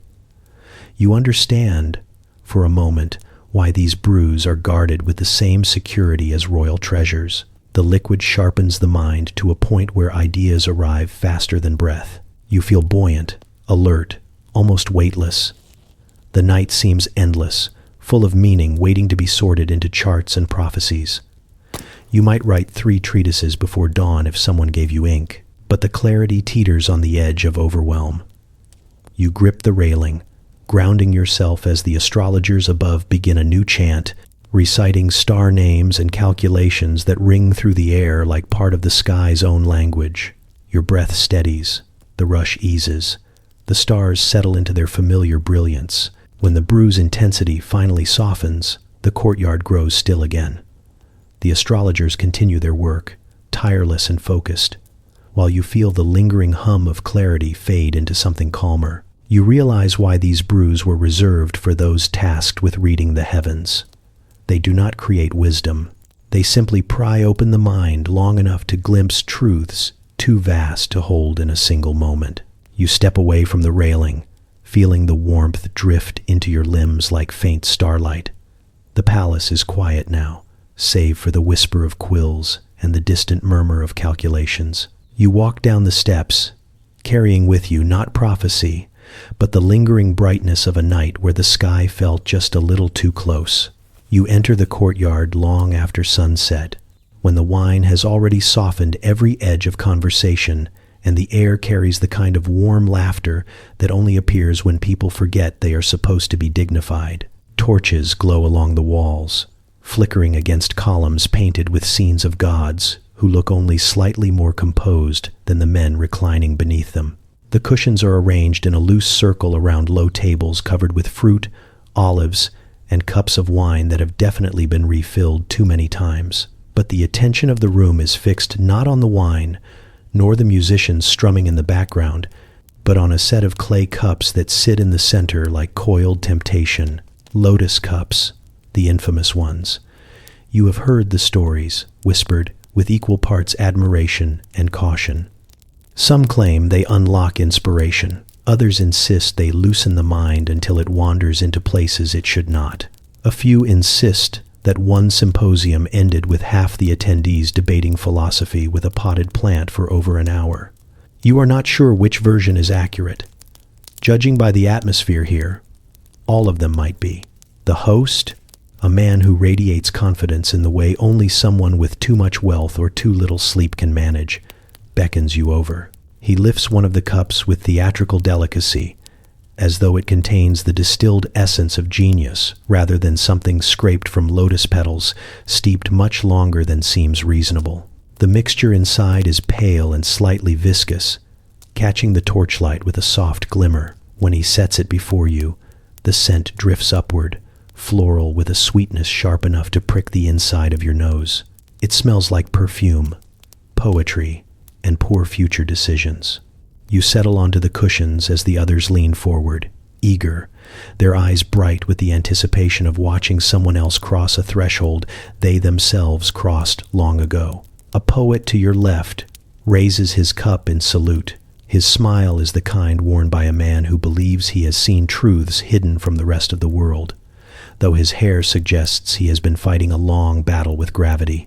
A philosopher on your right mutters something about the mind unfolding like a scroll when properly prompted. You think he means it as reassurance. You lift the cup. The liquid touches your tongue with a taste both delicate and immediate, a rush of sweetness layered with something earthy. It slides down your throat with surprising warmth, settling into your chest like sunlight trapped under your ribs. You exhale, and the world seems to exhale with you. The torches glow brighter. The air hums faintly.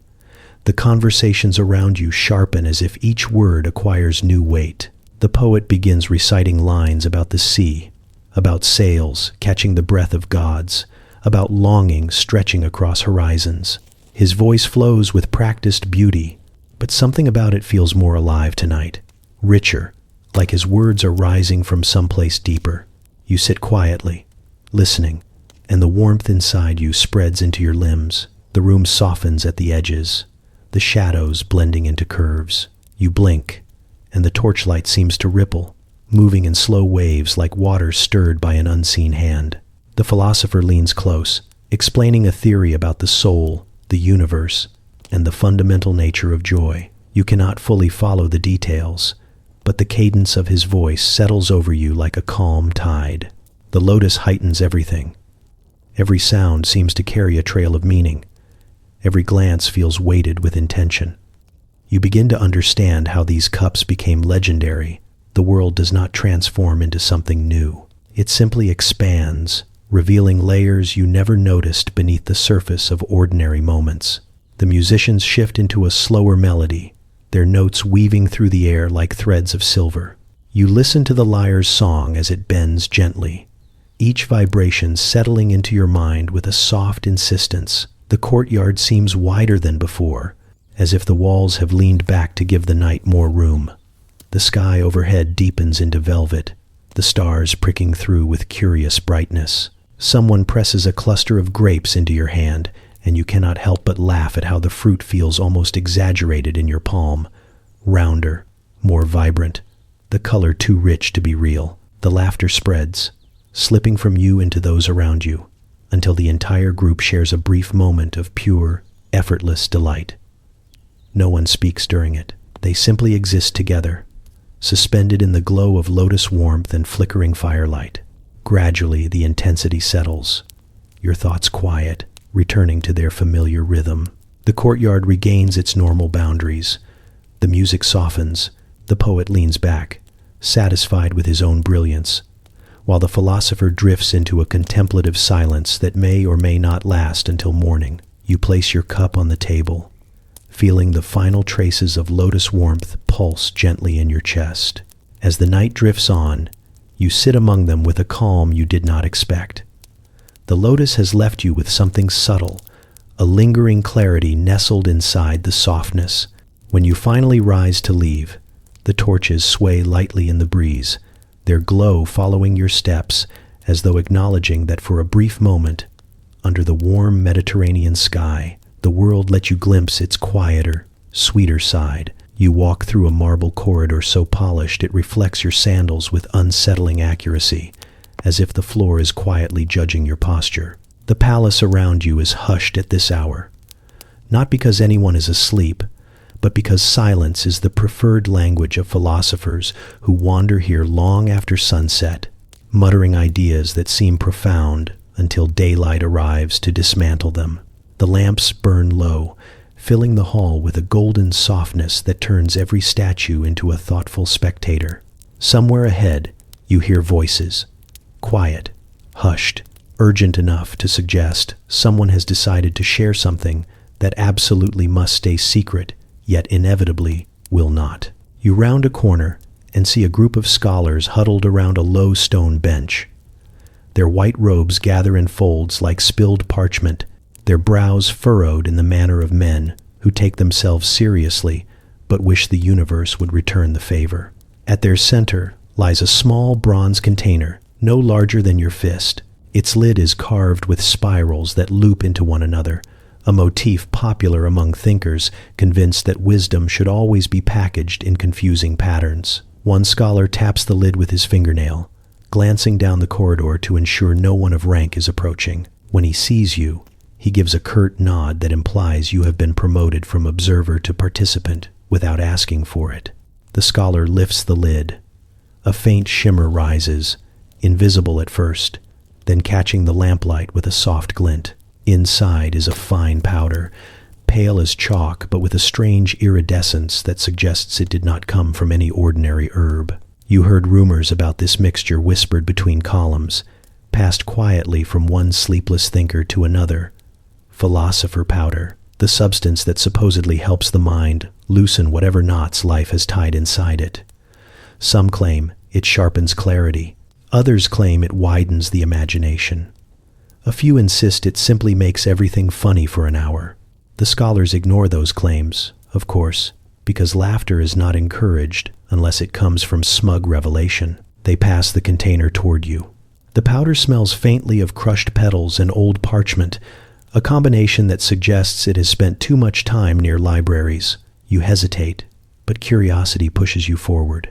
You raise the container, inhaling gently as instructed. The powder carries a warmth that spreads along the bridge of your nose before sinking deeper, settling behind your eyes with the slow certainty of ink soaking into papyrus.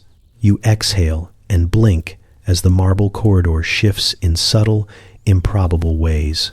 The scholars watch carefully, as if assessing whether you will deliver insights or collapse dramatically. You remain upright, which is considered a victory. The lamps brighten slightly, or perhaps your perception sharpens. The statues lining the hall seem less frozen, more expressive in their stillness, their carved eyes glittering as though they are waiting to hear what peculiar thought you will conjure next. The air grows lighter, as if the corridor has gently lifted an invisible weight from your shoulders. The scholars begin debating, and their voices take on a cadence that pulls at your attention. They speak of meaning, of virtue, of the tension between certainty and doubt. Their words ripple through the air with a clarity that surprises you. Concepts you once found slippery now sit before you like calm animals waiting to be studied. You begin to sense connections between ideas you never thought related. A philosopher mentions harmony, and you suddenly see how it threads through action, intention, breath, and even the flickering of the lamps. Another speaks of justice, and you see it as a balance held between countless invisible hands. Your mind expands, not in overwhelming spirals, but in soft, widening circles. The marble floor glows faintly under the lamplight, and the hush of the corridor feels purposeful rather than empty. You feel a gentle rhythm in your thoughts, a pulse that syncs with your breathing. The powder does not force visions. It invites subtle illumination, coaxing ideas into shapes you can finally understand. One scholar asks your opinion on a theory he has been nurturing for years. Normally, his questions strike you as traps, disguised as invitations. Now the answer arrives easily, rising from a place within you that feels both familiar and newly uncovered. You speak, and the words flow in a steady stream, gathering nods from the circle. For a moment you understand why these powders are kept secret. Not because they are dangerous, but because clarity is a currency, and everyone here hoards it like treasure. Gradually the effects soften. The glow dims. The marble returns to its usual stillness. The scholars close the container, murmuring goodbyes as they drift down separate corridors to chase whatever ideas the night left them. You stand alone for a moment in the quiet hall, feeling a faint warmth lingering behind your eyes. The air tastes of dust and secrets. As you walk back toward the outer courtyard, your thoughts settle into gentle order, like scrolls neatly returned to their shelves, carrying with them the faint shimmer of insight that will stay long after the night fades. You march with the Legion long before the sun rises, boots striking packed earth in a rhythm that feels older than the Empire itself. The air is cool enough to cling to your skin, carrying the metallic scent of armor and the dusty bitterness of the road ahead. Your pack is heavy, your shield heavier, and every man around you wears the same expression, determination stretched thin over exhaustion. No one speaks unless necessary. The day will demand enough breath on its own. But beneath the silence lies a secret carried in small leather pouches tucked discreetly into belts and bracers. The stimulants, the little battlefield companions whispered about in barracks and passed quietly between fingers long before dawn. They are not officially sanctioned, of course. The commanders like to pretend their soldiers are powered by patriotism alone. But the veterans know better. The pouches contain herbs, seeds, and ground plant matter mixed into small pellets that taste like determination and soil. You were handed your first one by an older soldier whose face looked carved by too many campaigns. He said you would understand soon enough. You believed him, because his eyes carried the knowledge of someone who had seen sunrise arrive during the wrong part of the battle too many times. Hours later, after endless marching, the column halts near a ridge overlooking a valley where dust already stirs from the movement of distant forces. Armor clinks, horses snort. Someone mutters a prayer under their breath. You feel your shoulders sag, the weight of fatigue settling in your joints. The veteran beside you gives a small nod, barely noticeable, then taps the pouch at his belt. He doesn't need to say anything. You take out one of the pellets. It is small and dark, slightly sticky from the herbs packed inside. You place it on your tongue. The taste is immediately bitter, then sharp, then oddly warm, as though a coal has been struck and tucked behind your teeth. You swallow, and the heat spreads downward, seeping through your chest and sinking into your limbs. Your heartbeat thuds once, twice, then steadies into a stronger rhythm. Your breath deepens. The world sharpens at the edges. The ridge no longer looks like a tiring obstacle. It looks like a starting line. Around you, others take their pellets as discreetly as possible. They stand straighter, their eyes clear. The air itself seems to hum, charged with something electric, though no storm approaches. The banner above you snaps in the wind, and for a moment the colors look brighter, as if freshly painted by the morning. The general rides to the front, raising his spear. You watch him, feeling the stimulant coil energy through your muscles in slow, steady pulses. You understand suddenly how men keep moving across impossible distances, how they push through fear without stumbling. The herbs do not erase exhaustion. They simply persuade your body to stop negotiating with it. When the orders come, the Legion moves with the precision of a single creature. Shields lock. Spears angle forward. Sand kicks up beneath your boots as you descend the ridge. The stimulant heightens your awareness. You hear everything. The scrape of armor, the drumbeat marking your pace, even the distant rattle of enemy shields drifting up from the valley floor. Your senses stretch, widening to hold the entire scene in your mind at once. The feeling is not frenzy. It is focus sharpened to a point. As you close the distance, the stimulant merges with adrenaline, carrying you forward in long, sure strides. The world narrows into motion and instinct. You anticipate movements before they happen, stepping aside just as a crude spear cuts through the air. Your shield absorbs, blows. You do not remember deciding to block. Everything feels fluid, almost graceful, despite the chaos. The herb's heat sits in your chest like a small fire urging you forward, lighting the path through the noise. The battle swells, surges, and finally begins to break. You breathe hard but steady, your thoughts clear despite the dust and shouts. The pellet's power has not vanished, but it has settled into something calmer, guiding rather than pushing.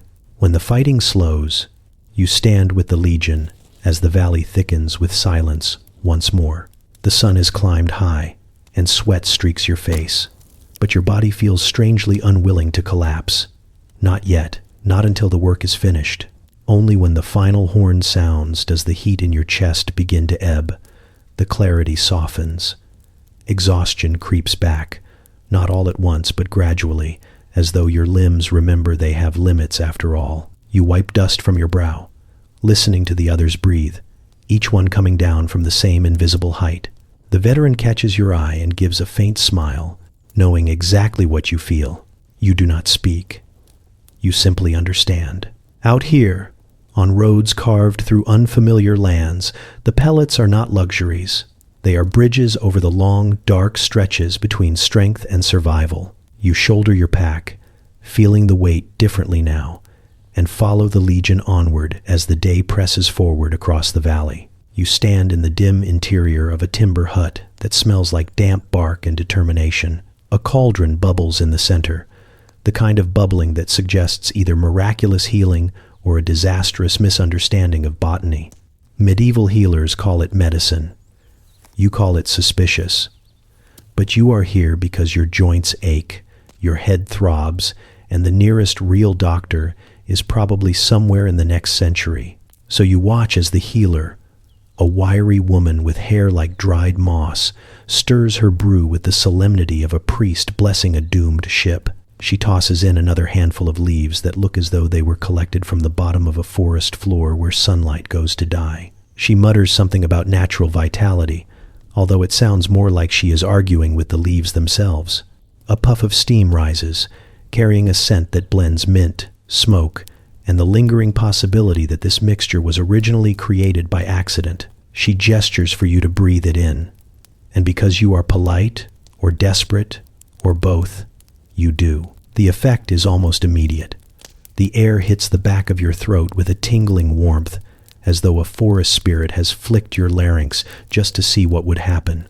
It is not unpleasant, exactly. More surprising, like walking into a room and forgetting why you went there, except this time the room is your own skull. The healer watches you closely, nodding with the confidence of someone who has seen this brew knock a grown man flat and still considers it a success. She insists it is medicinal, all of it. The leaves, the roots, the odd blossom bobbing at the surface like a drowning ornament. She says it untangles humors, balances energies, clears clouds from the brain.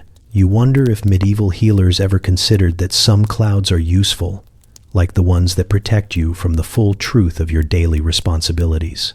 But she ladles out a wooden cup's worth of the brew and places it in your hands as though offering sacred knowledge disguised as soup. You sip it because saying no feels rude. and also because the smell has already perforated your sinuses. The liquid is hot, rich, and deeply earthy, as though someone liquefied an entire hillside and added a hint of honey out of pity. Your tongue tingles, your throat warms, your stomach reacts with a tentative wobble before deciding to accept its fate. You sit on the stool she offers, enjoying the sudden sensation of the world, slowing just enough to notice the fine details. The wood grain on the table, the tiny bundle of herbs drying by the fire, the way the shadows sway like tired dancers along the wall. Outside, the forest seems to breathe with you. The wind moves through the pines with a low murmur, and you feel oddly attuned to it all, as if the brew has tuned your senses to the frequency of moss. The healer claims the mixture brings the mind closer to nature, which sounds poetic until you realize you can smell pine sap from across the hut with alarming clarity. She beams at your reaction, convinced her concoction is working exactly as intended. She tells you stories of those who came before you. The villager who drank a single cup and swore he could hear the river whisper advice about his marriage. The blacksmith who felt so invigorated he attempted to race his own horse and was found hours later explaining the meaning of life to a tree stump. The monk who insisted this brew opened a portal to serenity, though his serene expressions always looked suspiciously like mild confusion. You are not sure whether these stories are meant to comfort or distract you, but they do make you feel less alone in your current state of heightened forest awareness. As the brew settles deeper into your system, you feel a softness in your limbs, not weakness, but a kind of calm swagger that makes you believe you could chop wood for hours or nap for days, depending on which idea arrives first. The healer nods knowingly, as though she has guided countless souls through this herbal twilight. She says healing takes many forms, and that the forest gives what the body asks for. You wonder what you asked for exactly, but the thought drifts away like a leaf caught in slow water. Eventually you stand, steadier than expected, and step outside into the clearing. The sun filters through the canopy, painting shifting patterns across your path. You breathe in the fresh air, and it feels as though a new part of your lungs has been installed without your permission. You walk with a looseness in your joints and a newfound appreciation for the odd, unpredictable generosity of medieval medicine. Behind you, the healer returns to her cauldron, already preparing the next batch with the confidence of someone who believes every problem can be solved with enough leaves. You follow the forest path back toward the village, sensing the world with slightly different eyes, as though nature itself has leaned down to whisper something encouraging in your ear. You push open the warped door of the apothecary and immediately question whether entering was a triumph of bravery or a lapse in judgment. The smell hits you first, a layered assault of vinegar, wilted herbs, something sharply metallic, and an undertone of sweat that definitely belongs to a person and not a plant.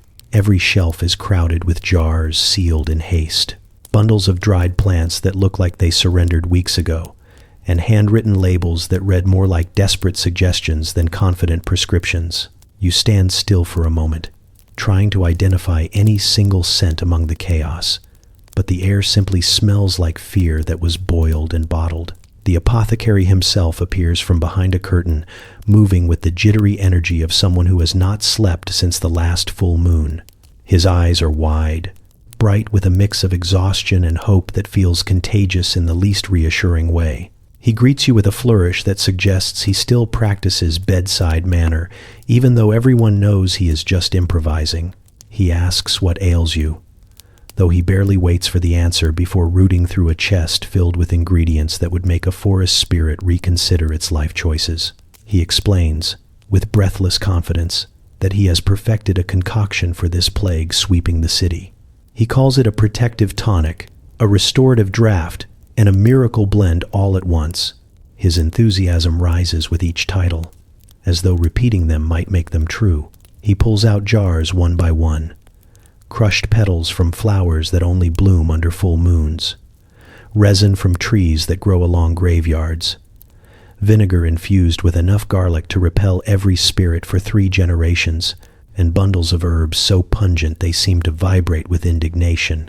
He begins to mix them in a clay bowl, grinding them with a stone pestle until the entire room fills with a smell so powerful it could probably travel through solid walls. He adds a splash of wine to brighten the flavor, then another splash because he clearly does not trust the first one.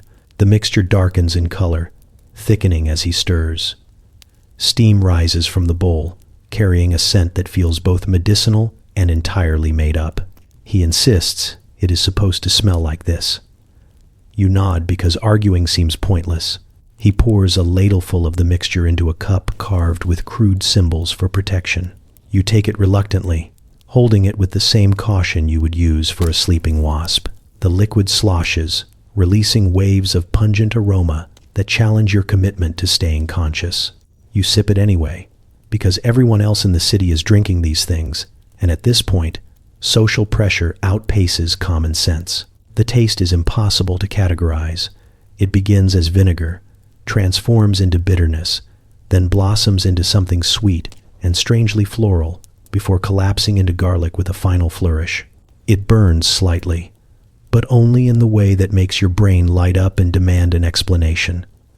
The apothecary watches you with eager anticipation, waiting for any sign that his creation is working. You try to keep your expression neutral, but your eyebrows betray you by attempting to climb off your face. A warmth spreads through your chest, pulsing outward in gentle waves. Your senses sharpen, not dramatically, but enough to notice the texture of the wooden counter, the flicker of candlelight on glass jars, the faint rustle of mice retreating through the walls. You feel strangely alert, as though the concoction has chased your fatigue into a corner and threatened it with a sharp stick. Your throat tingles. Your skin prickles faintly. Your head feels lighter, but not in the worrying way, more like a heavy curtain has been pulled aside for a moment. The apothecary exclaims triumphantly, convinced this reaction is proof that his mixture is healing you. You are not entirely sure what it is healing, but you do feel different. The panic that usually sits quietly behind your ribs loosens its grip, replaced by a cautious optimism you did not expect. Perhaps this is the real effect of plague-era medicine not curing illness, but giving people something to cling to in a world unraveling faster than anyone can stitch it back together. You finish the cup, handing it back with hands that feel steadier now. The apothecary grins as though he has saved a life, then rushes off to prepare another batch, chanting prayers over the ingredients for good measure. You step outside, letting the fresh air dilute the lingering bouquet of garlic and ambition clinging to your clothes. The street is quiet, the sky is heavy, but you walk with a new steadiness, buoyed by a concoction brewed from equal parts fear, hope, and herbs no one fully trusts. It may not cure the world, but for a fleeting moment, it lifts the weight of it, reminding you why people keep returning to places like this hut of jars and chaos. Because sometimes, in the middle of catastrophe, optimism smells just strange enough to believe in. You walk along a dirt path that winds between fields, gone brittle from too many seasons of worry.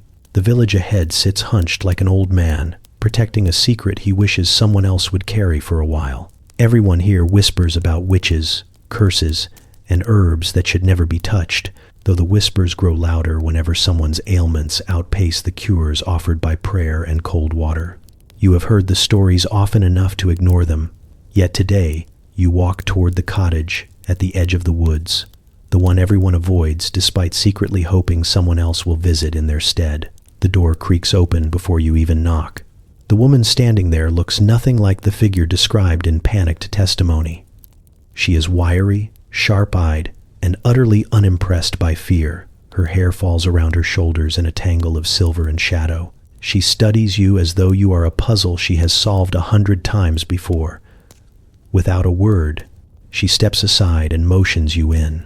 You follow, because turning back now would only confirm everything the villagers gossip about you behind your back. The cottage smells of earth and dried flowers. Bundles hang from the rafters, each tied with thread in deliberate knots. A cauldron rests over a low fire, but the scent rising from it is warm and herbal rather than sinister. You try not to stare too closely at a jar filled with something that looks suspiciously like glowing moss. She notices anyway and lets out a soft snort, dismissing the drama of it all with a gesture. She prefers practical magic, she says, not the theatrical nonsense men invent when they need someone to blame. She asks what you need, though in truth she already knows. Everyone comes for the same reason, the sickness that no one wants to name aloud, the heaviness that creeps into bones, the sleepless nights that turn faces into pale sketches. The village priests have their rituals, the midwives have their decoctions, but when those fail, people come here, disguising desperation as curiosity. She pulls down a wooden box and sets it on the table. Inside are small bundles of herbs wrapped in linen, each marked with a symbol you do not recognize. She chooses one carefully, humming under her breath as she unwraps it. The scent that escapes is sharp, sweet, and strangely alive, curling around your senses like a curious cat. She crushes the herbs between her fingers, the oils glistening in the firelight, then mixes them in a bowl with honey and something dark that dissolves slowly into the blend. She hands you a cup of the mixture, offering no explanation. You inhale, feeling the warmth rise into your throat. The scent is both familiar and unexpected, like memories you do not remember making. You sip. The taste spreads across your tongue in waves, earthy first, then floral, then warm like sunlight filtered through leaves. It settles into your chest with a quiet heat, easing something you did not realize had been clenched there. She watches you closely, looking for signs only she understands. The room seems to soften around the edges as the mixture works its way through your body. Colors deepen. The fire crackles with a richer sound, each pop settling into your ears like small affirmations. You feel your breath lengthen, drawing deeper into your lungs. The heaviness in your limbs lightens, replaced by a sense of grounded clarity that feels neither magical nor ordinary, but something in between. She begins explaining the herbs, not in terms of curses or miracles, but in simple truths passed through generations of women who were never allowed to be scholars. Some herbs calm the pulse, she says. Some loosen the grip of fear. Some coax the mind into letting go of shadows. None of this is witchcraft, she insists. It is knowledge useful, quiet, powerful, and that is why men fear it. Knowledge can stand on its own. It doesn't need torches or trials to prove anything. You listen, the warmth spreading through your thoughts until the world feels balanced again. The dizziness you arrived with fades.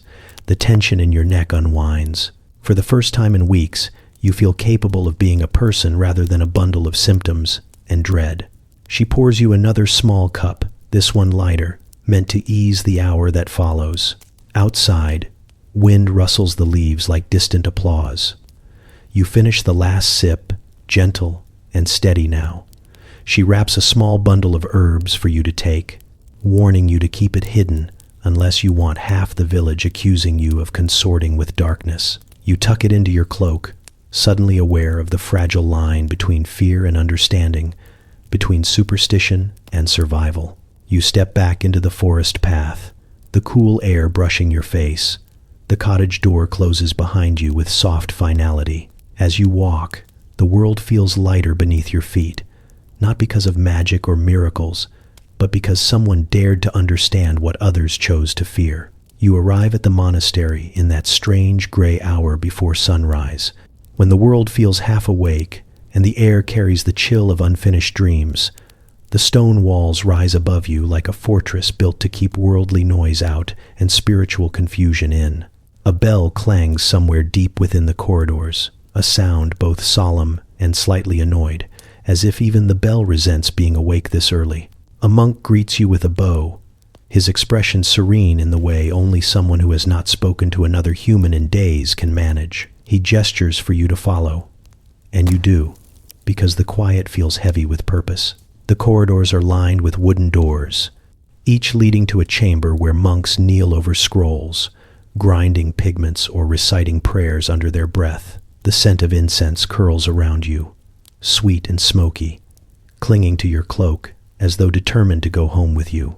Yet beneath the incense lies another smell, faint but persistent, herbal, sharp, a little too intriguing to be innocent. You notice it grows stronger as you move deeper into the monastery, toward a room the monk calls the contemplation hall. Though the look in his eyes suggests what happens there goes beyond contemplation. Inside, the hall is lit by hundreds of candles arranged on narrow shelves carved into the stone. Shadows dance across the walls in shapes that look almost intentional. A group of monks sits in a circle around a low table covered in jars, bowls, and bundles of plants that seem too carefully hidden under cloth to be part of the standard religious curriculum. The eldest monk motions for you to sit, his face lined with years of devotion, curiosity, and perhaps a few encounters with whatever is in those jars. He unwraps a bundle of dried leaves and places them into a mortar, crushing them with slow, deliberate movements. The scent blooms immediately, rich and earthy with a hint of sweetness. Another monk adds a dark resin, softening it between his fingers before mixing it in. A third pours a small amount of water from a ceramic jug, turning the mixture into a thick paste. They work wordlessly, with the practiced ease of men who have done this far more often than they will ever admit. One of them murmurs that the mixture quiets the body but opens the mind, though he glances toward the door before saying it, as if expecting someone to object. They scoop the mixture into a small bowl and warm it over a candle until steam begins to rise. The monk beside you gestures for you to breathe gently. You do, and the steam slips into your lungs with surprising softness, bringing with it a warmth that spreads through your chest in widening circles. The scent deepens, layering sweetness with a faint bitterness that lingers at the back of your throat. You exhale, feeling something in your thoughts shift, not dramatically, but like a door cracking open in a quiet room. Your vision softens at the edges. The candles appear brighter, their flames stretching in slow, graceful arcs. The monks begin chanting softly, their voices blending in a low hum that vibrates through the stone floor. The rhythm settles into your bones, steady and hypnotic. The room feels larger now, as though the walls have pulled back to make space for something unseen. You watch the shadows cast by the candles, and they move with a fluidity that seems too intentional to be coincidence. The warmth climbs behind your eyes. Shapes shift gently as though the air is weaving patterns you were previously too distracted to notice. Colors deepen. The monks' chants take on harmonics that feel layered, like multiple voices hidden inside a single breath. You feel both grounded and lifted, anchored by the weight of the stone beneath you while your thoughts drift outward, expanding into the quiet. The eldest monk speaks, but his voice sounds different now, rounder, resonant, as if echoing from a deeper place. He tells you that visions are not goals but guides, brief visitors meant to illuminate paths rather than dictate them. His words ripple through your mind, settling with surprising clarity.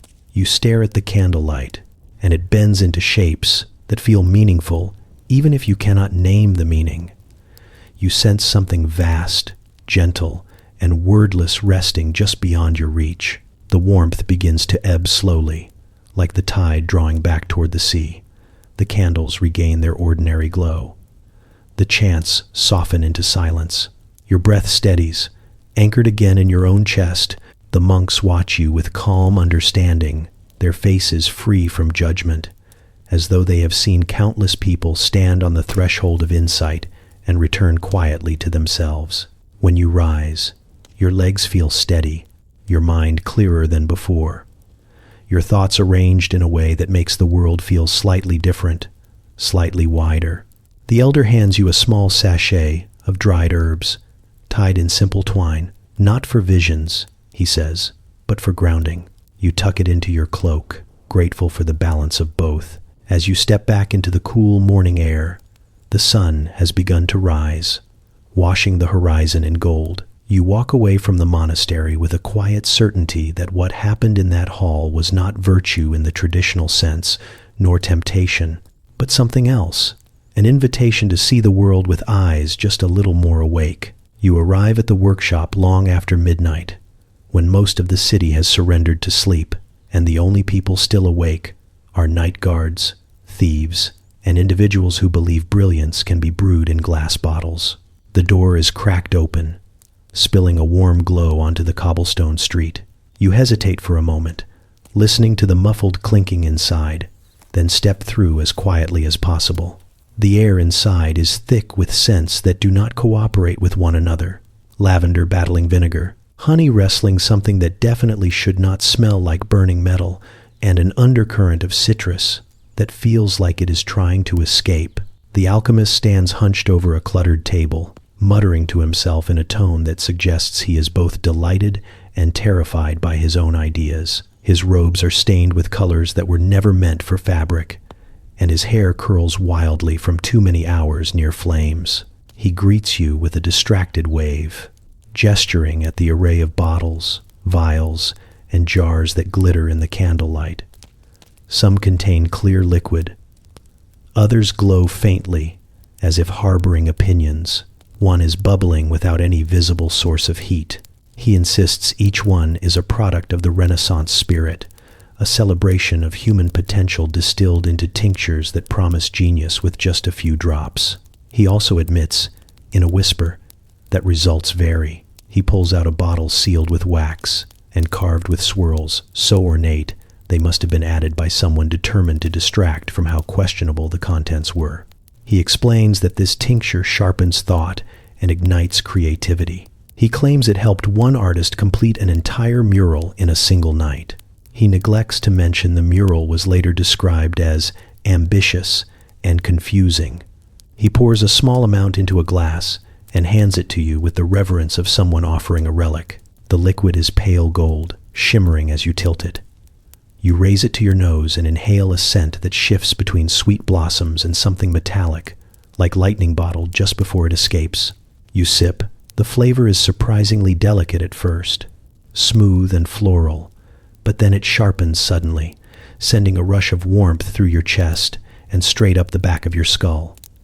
You blink, and the workshop seems to expand in subtle ways. The candlelight brightens, the shadows deepen, the air feels charged, as if every particle is waiting for you to say something profound. The alchemist claps his hands, delighted. He asks what you feel. You open your mouth and discover your thoughts are racing in every direction at once. Ideas arrive faster than you can examine them. You feel like you could redesign the entire city, write a symphony, and also invent a new method for storing cheese without changing its flavor. It is exhilarating in an alarming way. Your mind glows with possibility, but the glow begins to flicker, shifting unpredictably. You focus on the tools scattered across the table. Their shapes seem too interesting for what they are. A glass rod catches your eye, refracting the candlelight into little rainbows that somehow remind you of philosophical debates you have never had. A coil of copper wire looks like it is trying to teach you mathematics through its spiral. The parchment covered in scribbles suddenly makes perfect sense, though when you lean closer, the scribbles form into patterns that rearrange the moment you try to read them. The alchemist calmly takes notes on your reactions, nodding with satisfaction even as you begin describing how the shadows seem to breathe. He insists this is normal. He claims great minds throughout history experience this same shift in perception before breakthroughs. You have your doubts, especially when a bottle on the shelf trembles slightly without being touched. The warmth inside you intensifies. Thoughts multiply. Everything feels connected. You understand color in a way you never have before. You understand sound. You understand why the alchemist keeps muttering to himself like a man negotiating with his own brilliance. You might be brilliant too, or you might be moments away from knocking over an entire shelf of delicate glass. It is difficult to tell. Slowly the rush begins to ebb, like the tide withdrawing after reaching too far onto the shore. The colors soften, the shadows settle. Your thoughts return to a manageable pace. The workshop stops shimmering and becomes simply cluttered again, full of strange concoctions and half-finished experiments. You exhale, feeling the warmth drain into your limbs, leaving behind a faint pulse of clarity rather than chaos. The alchemist smiles proudly, as though this entire ordeal proves the tincture's success.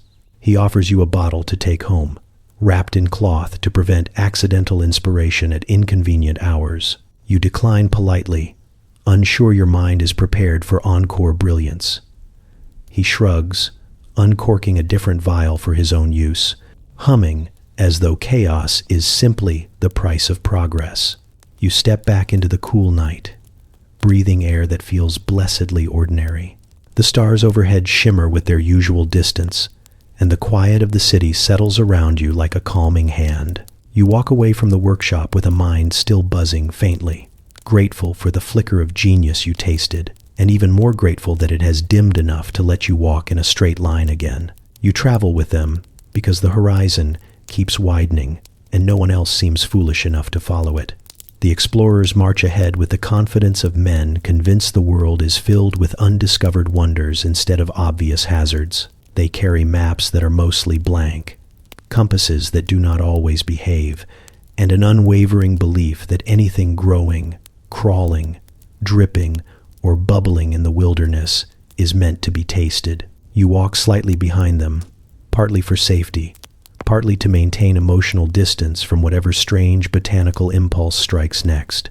The jungle closes in around you, thick with humidity and the buzzing insistence of unseen insects. Every leaf glistens with moisture. Vines hang like ropes waiting for someone to trip over them. Scents drift through the air in heavy waves, some sweet, some sharp, some alarmingly similar to old boots left in a cellar. The explorers inhale deeply, delighted, as though this aromatic chaos is simply nature's invitation to start snacking. The first encounter happens with a cluster of berries so aggressively purple they look artificial. One explorer plucks a handful immediately, ignoring your warning and chewing with the determined optimism of a man eating future bragging rights.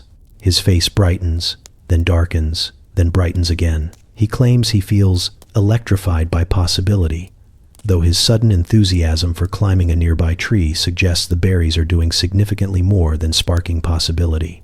The others cheer, immediately grabbing handfuls. You step back, silently preparing for disaster. It arrives quickly when the tree climber begins shouting panoramic observations about the meaning of fruit while swaying dangerously on a branch.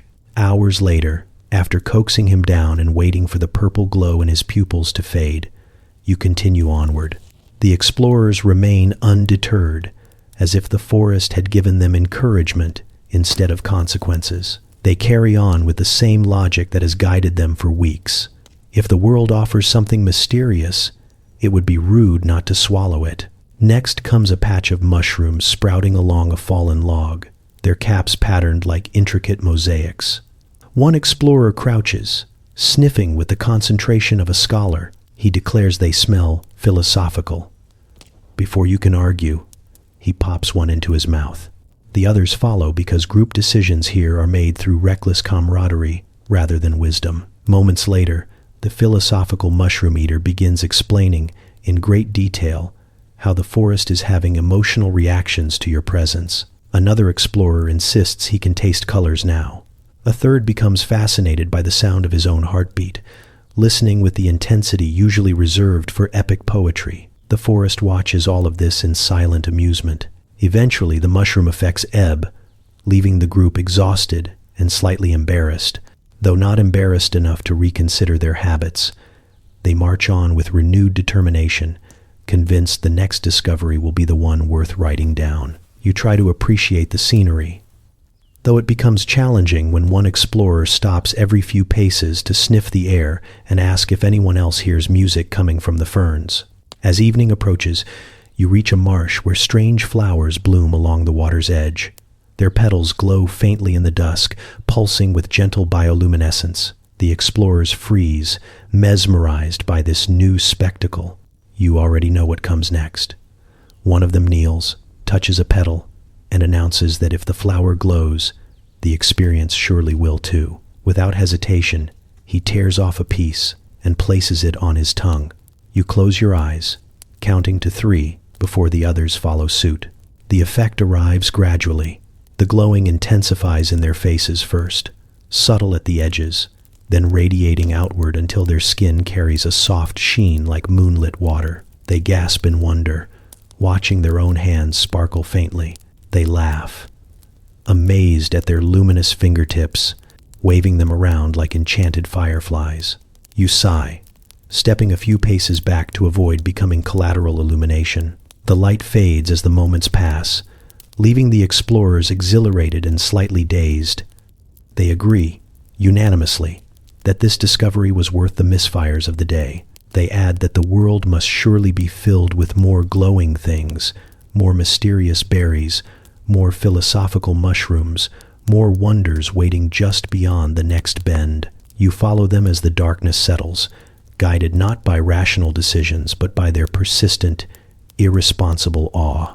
Because despite their questionable methods, they stumble into truths no one else would find. You walk behind them through the shifting shadows, knowing that tomorrow they will consume something else entirely, and you will once again brace yourself for whatever chaotic brilliance unfolds. You set foot on the docks just as the mist lifts from the water, revealing ships lined like restless giants waiting for their next command. The air carries the sharp tang of salt, tar, and something else that clings to your clothes long after you leave, the scent of cargo that has quietly rearranged the world. You step closer to the bustling activity, watching sailors unload crates stamped with symbols meant to look official, though everyone knows the real power is hidden inside the wood and rope. Empires rise and fall on far stranger things than gold, and you are about to witness exactly how. A merchant approaches you, his coat fine enough to suggest status, but worn enough to suggest he has slept in it more than once. He gestures toward the crates with a flourish too practiced to be honest. He calls these goods trade. He calls them opportunity. He does not mention that entire kingdoms have learned to fear the contents, nor that the sea routes carved to carry them have reshaped coastlines and consciences alike. But you can see it in the way his fingers tremble, as if even he cannot fully separate profit from the truth. The sailors pry open a crate, revealing packets wrapped tightly in cloth and sealed with resin. The smell escapes first, faint but unmistakable, drifting through the air like a whispered temptation. It is a scent that has traveled farther than most people will ever dream, crossing oceans to settle into new lands, changing them quietly, then violently, then irreversibly. You watch as the merchant picks up a packet, holding it with remarkable reverence for something so small. He explains, in a tone bordering on sermon-like, that the product brings clarity, energy, inspiration. He insists it fuels economies, stabilizes trade, and fills the coffers of empires. He neglects to mention the cost, but you can sense it in the stories swirling through the port. Towns emptied, soil depleted, families fractured beneath the weight of something that arrived in their lives without warning. You hear it in the uneasy rhythm of the docks, the hurried steps of men paid to keep questions from rising too loudly. You follow the merchant into a warehouse, where more crates stand in towering rows. Workers move quickly, sealing, stacking, binding shipments destined for ports marked on maps with confident lines. You walk past tables where the substance is dried, chopped, or prepared for transport. The air inside is thick with its aroma, heavy enough to settle into your lungs as if determining whether you are friend or foe. The workers avoid your eyes. They have seen too many people come and go, each convinced they understand what they are handling, until the consequences sweep across distant shores. One worker offers you a sample in a gesture meant to appear casual. You hesitate, but curiosity presses forward before caution can object. You lift the small portion to your lips. The taste is sharp, earthy, and faintly bitter, clinging to your tongue with an intensity that does not immediately fade. It spreads through your chest, warm at first, then cool, then strangely invigorating. Your thoughts sharpen. The warehouse brightens. The shadows seem clearer, more defined. You inhale again, feeling a faint buzz settle into your fingertips. For a moment, you understand why continents bowed beneath the influence of such a substance. It creates movement where there was stillness, ambition where there was exhaustion, hunger for more even when enough should have been sufficient.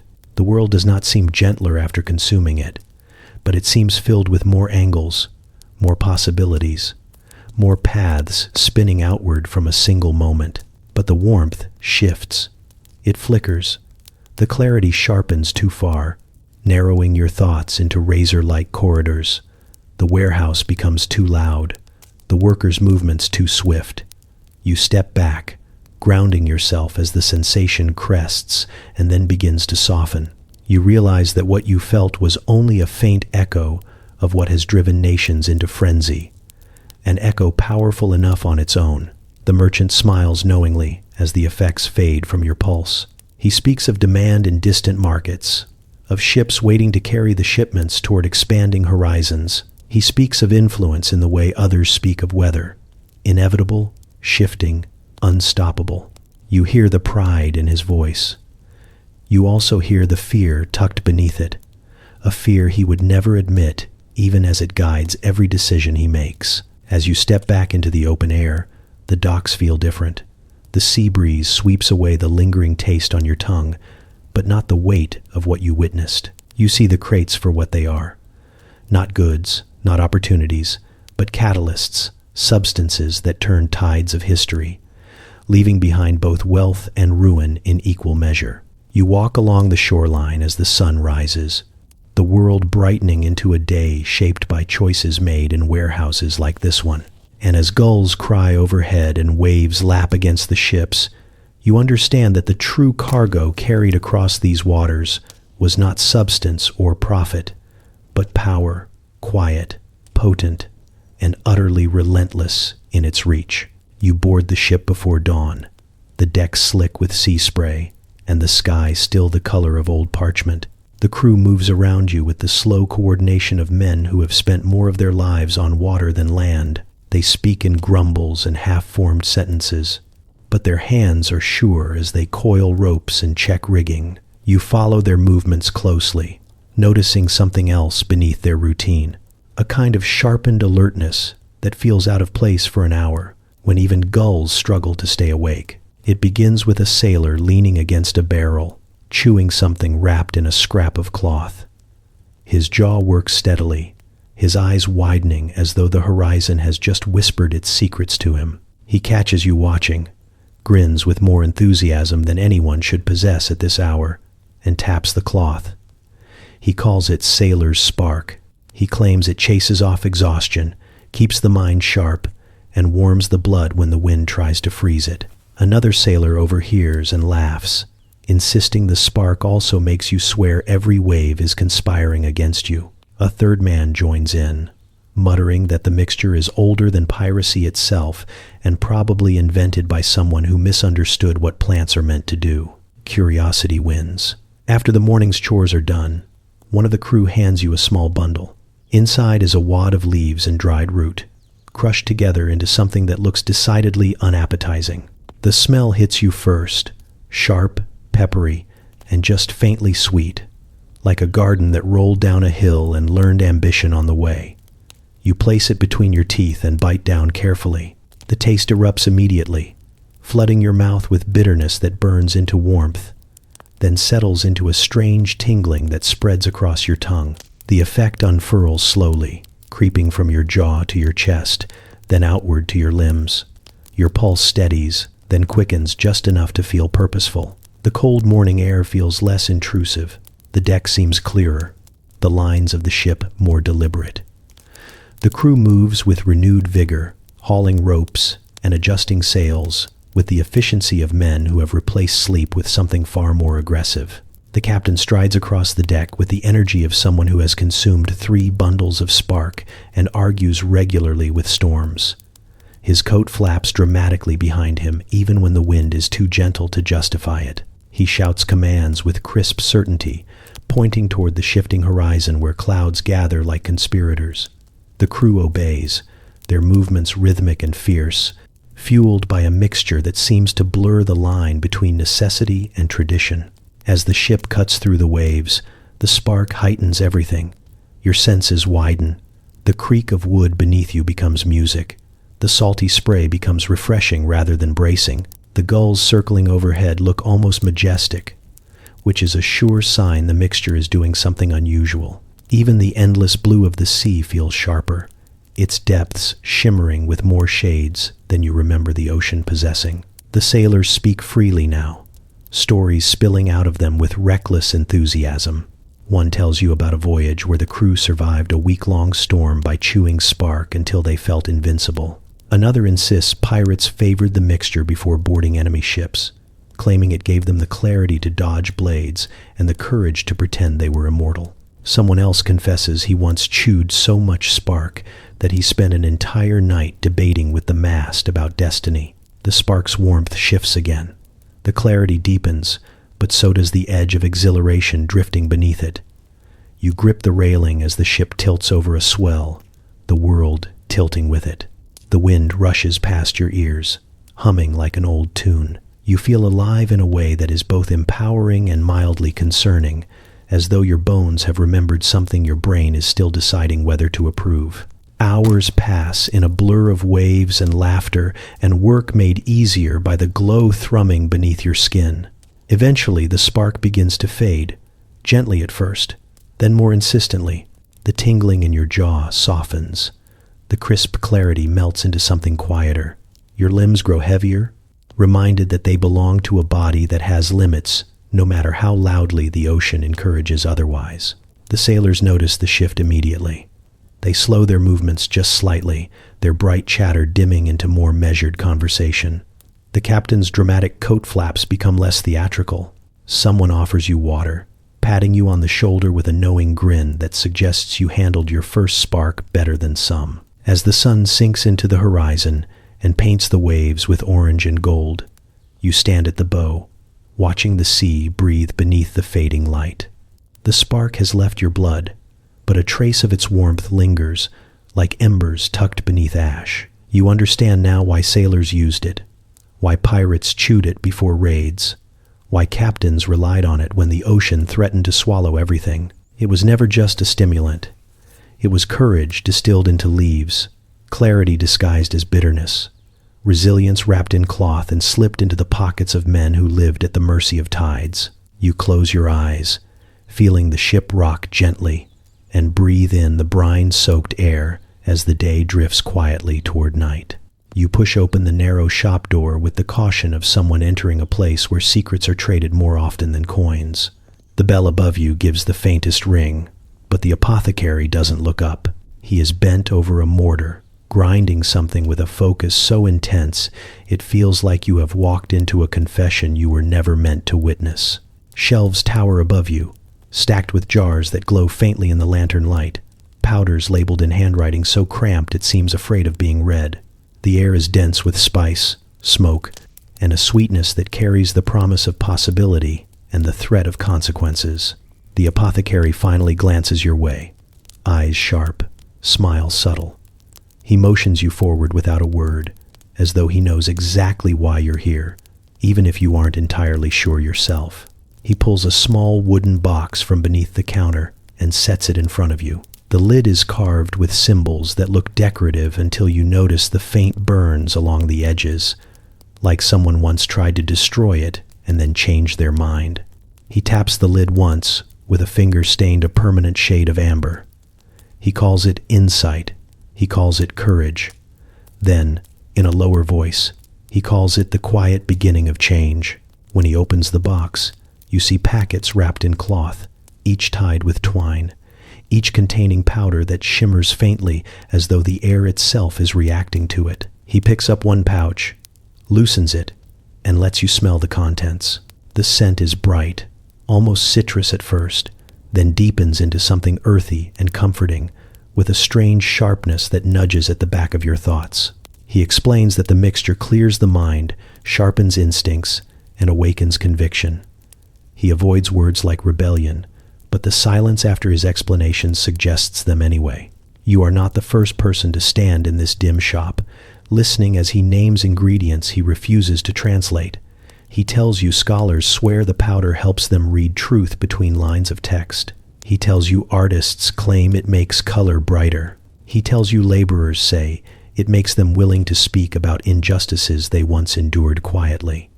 His tone is gentle, but his eyes carry the weight of the stories he does not share. He prepares a small dose for you, mixing the powder with warm water in a cup carved from bone. The steam rises in soft spirals, brushing your face with a scent that feels like a memory you haven't lived yet. You lift it, Take a cautious sip, and the warmth spreads instantly, unfurling through your chest, settling into your limbs like new breath. The taste is complex, bright, bitter, soothing. It moves through your thoughts in widening circles, loosening knots you didn't know existed. The apothecary watches quietly as your senses shift. Your awareness sharpens, not in the frantic way of stimulants, but with a steady, glowing clarity. The cluttered shelves suddenly make sense. Each jar placed with intention, the lantern light seems to hum with a softer frequency. You feel grounded, yet expanded, as though your thoughts have stepped into a larger room. You understand why people whispered about this place, why patrons arrived at dawn with heavy hearts and left with eyes that gleamed differently. You hear distant voices outside, muffled street sounds layered with something else. Determination, frustration, hope. The powder doesn't create ideas. It amplifies the ones already coiled inside you, giving them shape and permission. You remember grievances spoken quietly in taverns. You recall neighbors lowering their voices when discussing taxes or shortages or laws passed while citizens slept. You see threads connecting, forming patterns that had always been there but never fully visible. The apothecary places a pouch into your hand. He doesn't charge you. Instead, he tells you to share it only with those who already carry the spark. He says the powder is not for thrill seekers or dreamers without direction. It is for the ones who feel the ground shifting beneath them and need the courage to decide whether to stand or push back. The effects soften as you step outside, but the clarity lingers. The street feels different, the night air sharper. You see people gathered at corners, whispering urgently. You see lanterns burning later than usual. You see tension in the posture of passers-by. The city is waking up, not violently, but quietly, in subtle waves, each ripple reaching another household, another heart. You walk through the streets with the pouch hidden beneath your cloak. Every step feels deliberate, every thought steadier than the last. This is not chaos disguised as medicine. It is conviction disguised as powder. You realize why the apothecary works alone, why his door stays unmarked, why revolutions rarely begin with shouts. Sometimes they begin with a sip, a breath, and a decision made in the quiet. You find yourself walking into a tiny boutique shop, wedged between a smoothie bar and a yoga studio. The kind of place where the sign simply says botanicals in loopy handwriting that promises enlightenment or a refund depending on your attitude. The door creaks softly as you step inside, and immediately your nose fills with a swirl of scents that feel suspiciously intentional. Dried citrus peel, old paper, incense, smoke, and something earthy that reminds you of damp soil after a rainstorm. It is not unpleasant, just unexpected, as though the air itself has been curated. Shelves line the walls, each cluttered with jars labeled with names that straddle the line between poetic and cryptic. Ancient blend, dream root, temple bloom, revival leaf. Most of the labels insist these mixtures are based on long-lost traditions, rediscovered through careful study, though you suspect careful study might actually mean enthusiastic guessing. A young attendant appears from behind a beaded curtain, wearing a linen apron and an expression of calm intensity that suggests they meditate more often than they sleep. They greet you warmly and ask what kind of inner journey you are seeking today, which is somehow both flattering and alarming. You explain you are curious. They brighten immediately, as though curiosity is the preferred currency here. They begin describing mixtures recreated from archaeological notes, oral histories, and the occasional mural that scholars swear depicts ritual use of something vaguely botanical. They talk about ancient wanderers, shamans, monks, sailors, all united by a shared human urge to alter consciousness in the name of clarity, comfort, or simply curiosity. You listen as they describe each blend with reverence, their voice drifting like incense through the cramped space. They eventually pick up a small tin shaped like a flattened pebble. Inside is a powder the color of desert sand mixed with crushed petals. They explain it comes from a recipe traced to an ancient desert community, though the word traced is doing most of the work in that sentence. You lean in and sniff. The fragrance is soft, sweet, and slightly spicy, like a memory trying to bloom. The attendant says this blend is meant to bring calm without sedation, inspiration without overwhelm, presence without pressure. They say ancient people used it for meditation, storytelling, and rituals that sometimes blur the line between spiritual and recreational. You accept a small sample, partly because you are curious and partly because refusing feels like declining a handshake with history itself. You mix the powder with warm water as instructed. The drink glows slightly when you stir it, though that could simply be the reflection of the shop's ambient lighting, which is suspiciously flattering. You raise the cup to your lips, breathe in the scent, and take a slow sip. The taste unfurls across your tongue, warm and earthy with a surprising lift of citrus. The warmth spreads gently through your chest, radiating outward in steady waves that feel neither quick nor forceful. It settles behind your eyes with a calm clarity, tuning the world into soft focus while sharpening the details you want to notice. You breathe slowly and realize you are paying attention to the rhythm of your own inhale, something you rarely do unless prompted by someone holding a yoga mat. The shelves seem slightly brighter. The jars glimmer with a kind of quiet significance. You feel a soft hum beneath your skin. Not excitement exactly, but a sense of subtle awakening, as though your mind is stretching after a long nap. You understand why people are drawn to rediscovering ancient highs. Not for thrill, not for escape, but for connection to the past, to the earth, to experiences that remind them they are more than the sum of their schedules. The attendant watches you with the calm satisfaction of someone who has guided many people through this exact moment. They hand you a small card explaining the historical context of the blend. Though you notice it leaves plenty of room for interpretation, they offer to show you other rediscovered mixtures, each tied to different cultures, different eras, different states of mind. You nod, feeling grounded, steady, and unusually present. As the effects settle into a soft glow, you step outside with the small tin tucked into your pocket.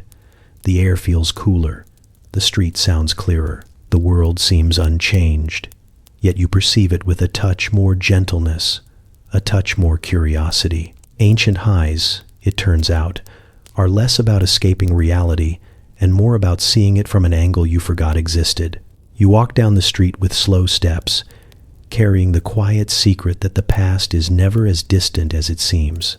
You find yourself standing in a dusty archive room tucked beneath an old museum, a place where sunlight barely dares to enter and every shelf feels heavy with secrets.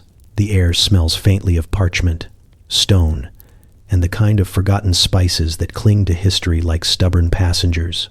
You came here expecting dull records, lists of artifacts, maybe a broken pot or two. Instead, you sense the quiet thrum of something waiting, as though the past is holding its breath in anticipation of curious hands. A curator ushers you deeper into the labyrinth of shelves. She moves with the practiced steps of someone who knows exactly where everything is hidden, even when the labels pretend otherwise. She whispers as though the documents might wake up if she raises her voice too much. She speaks of discoveries no one has named publicly, substances hinted at in travel logs, temple inscriptions, even marginal notes from scholars who clearly wanted to write more but feared they might accidentally start a trend.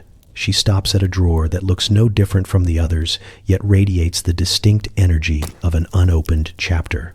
Inside are small packets wrapped in brittle cloth. Some are sealed with wax cracked from age. Others are tied with faded string. Each is marked with a symbol whose meaning has either been lost or deliberately obscured. She lifts one packet with careful hands and hands it to you.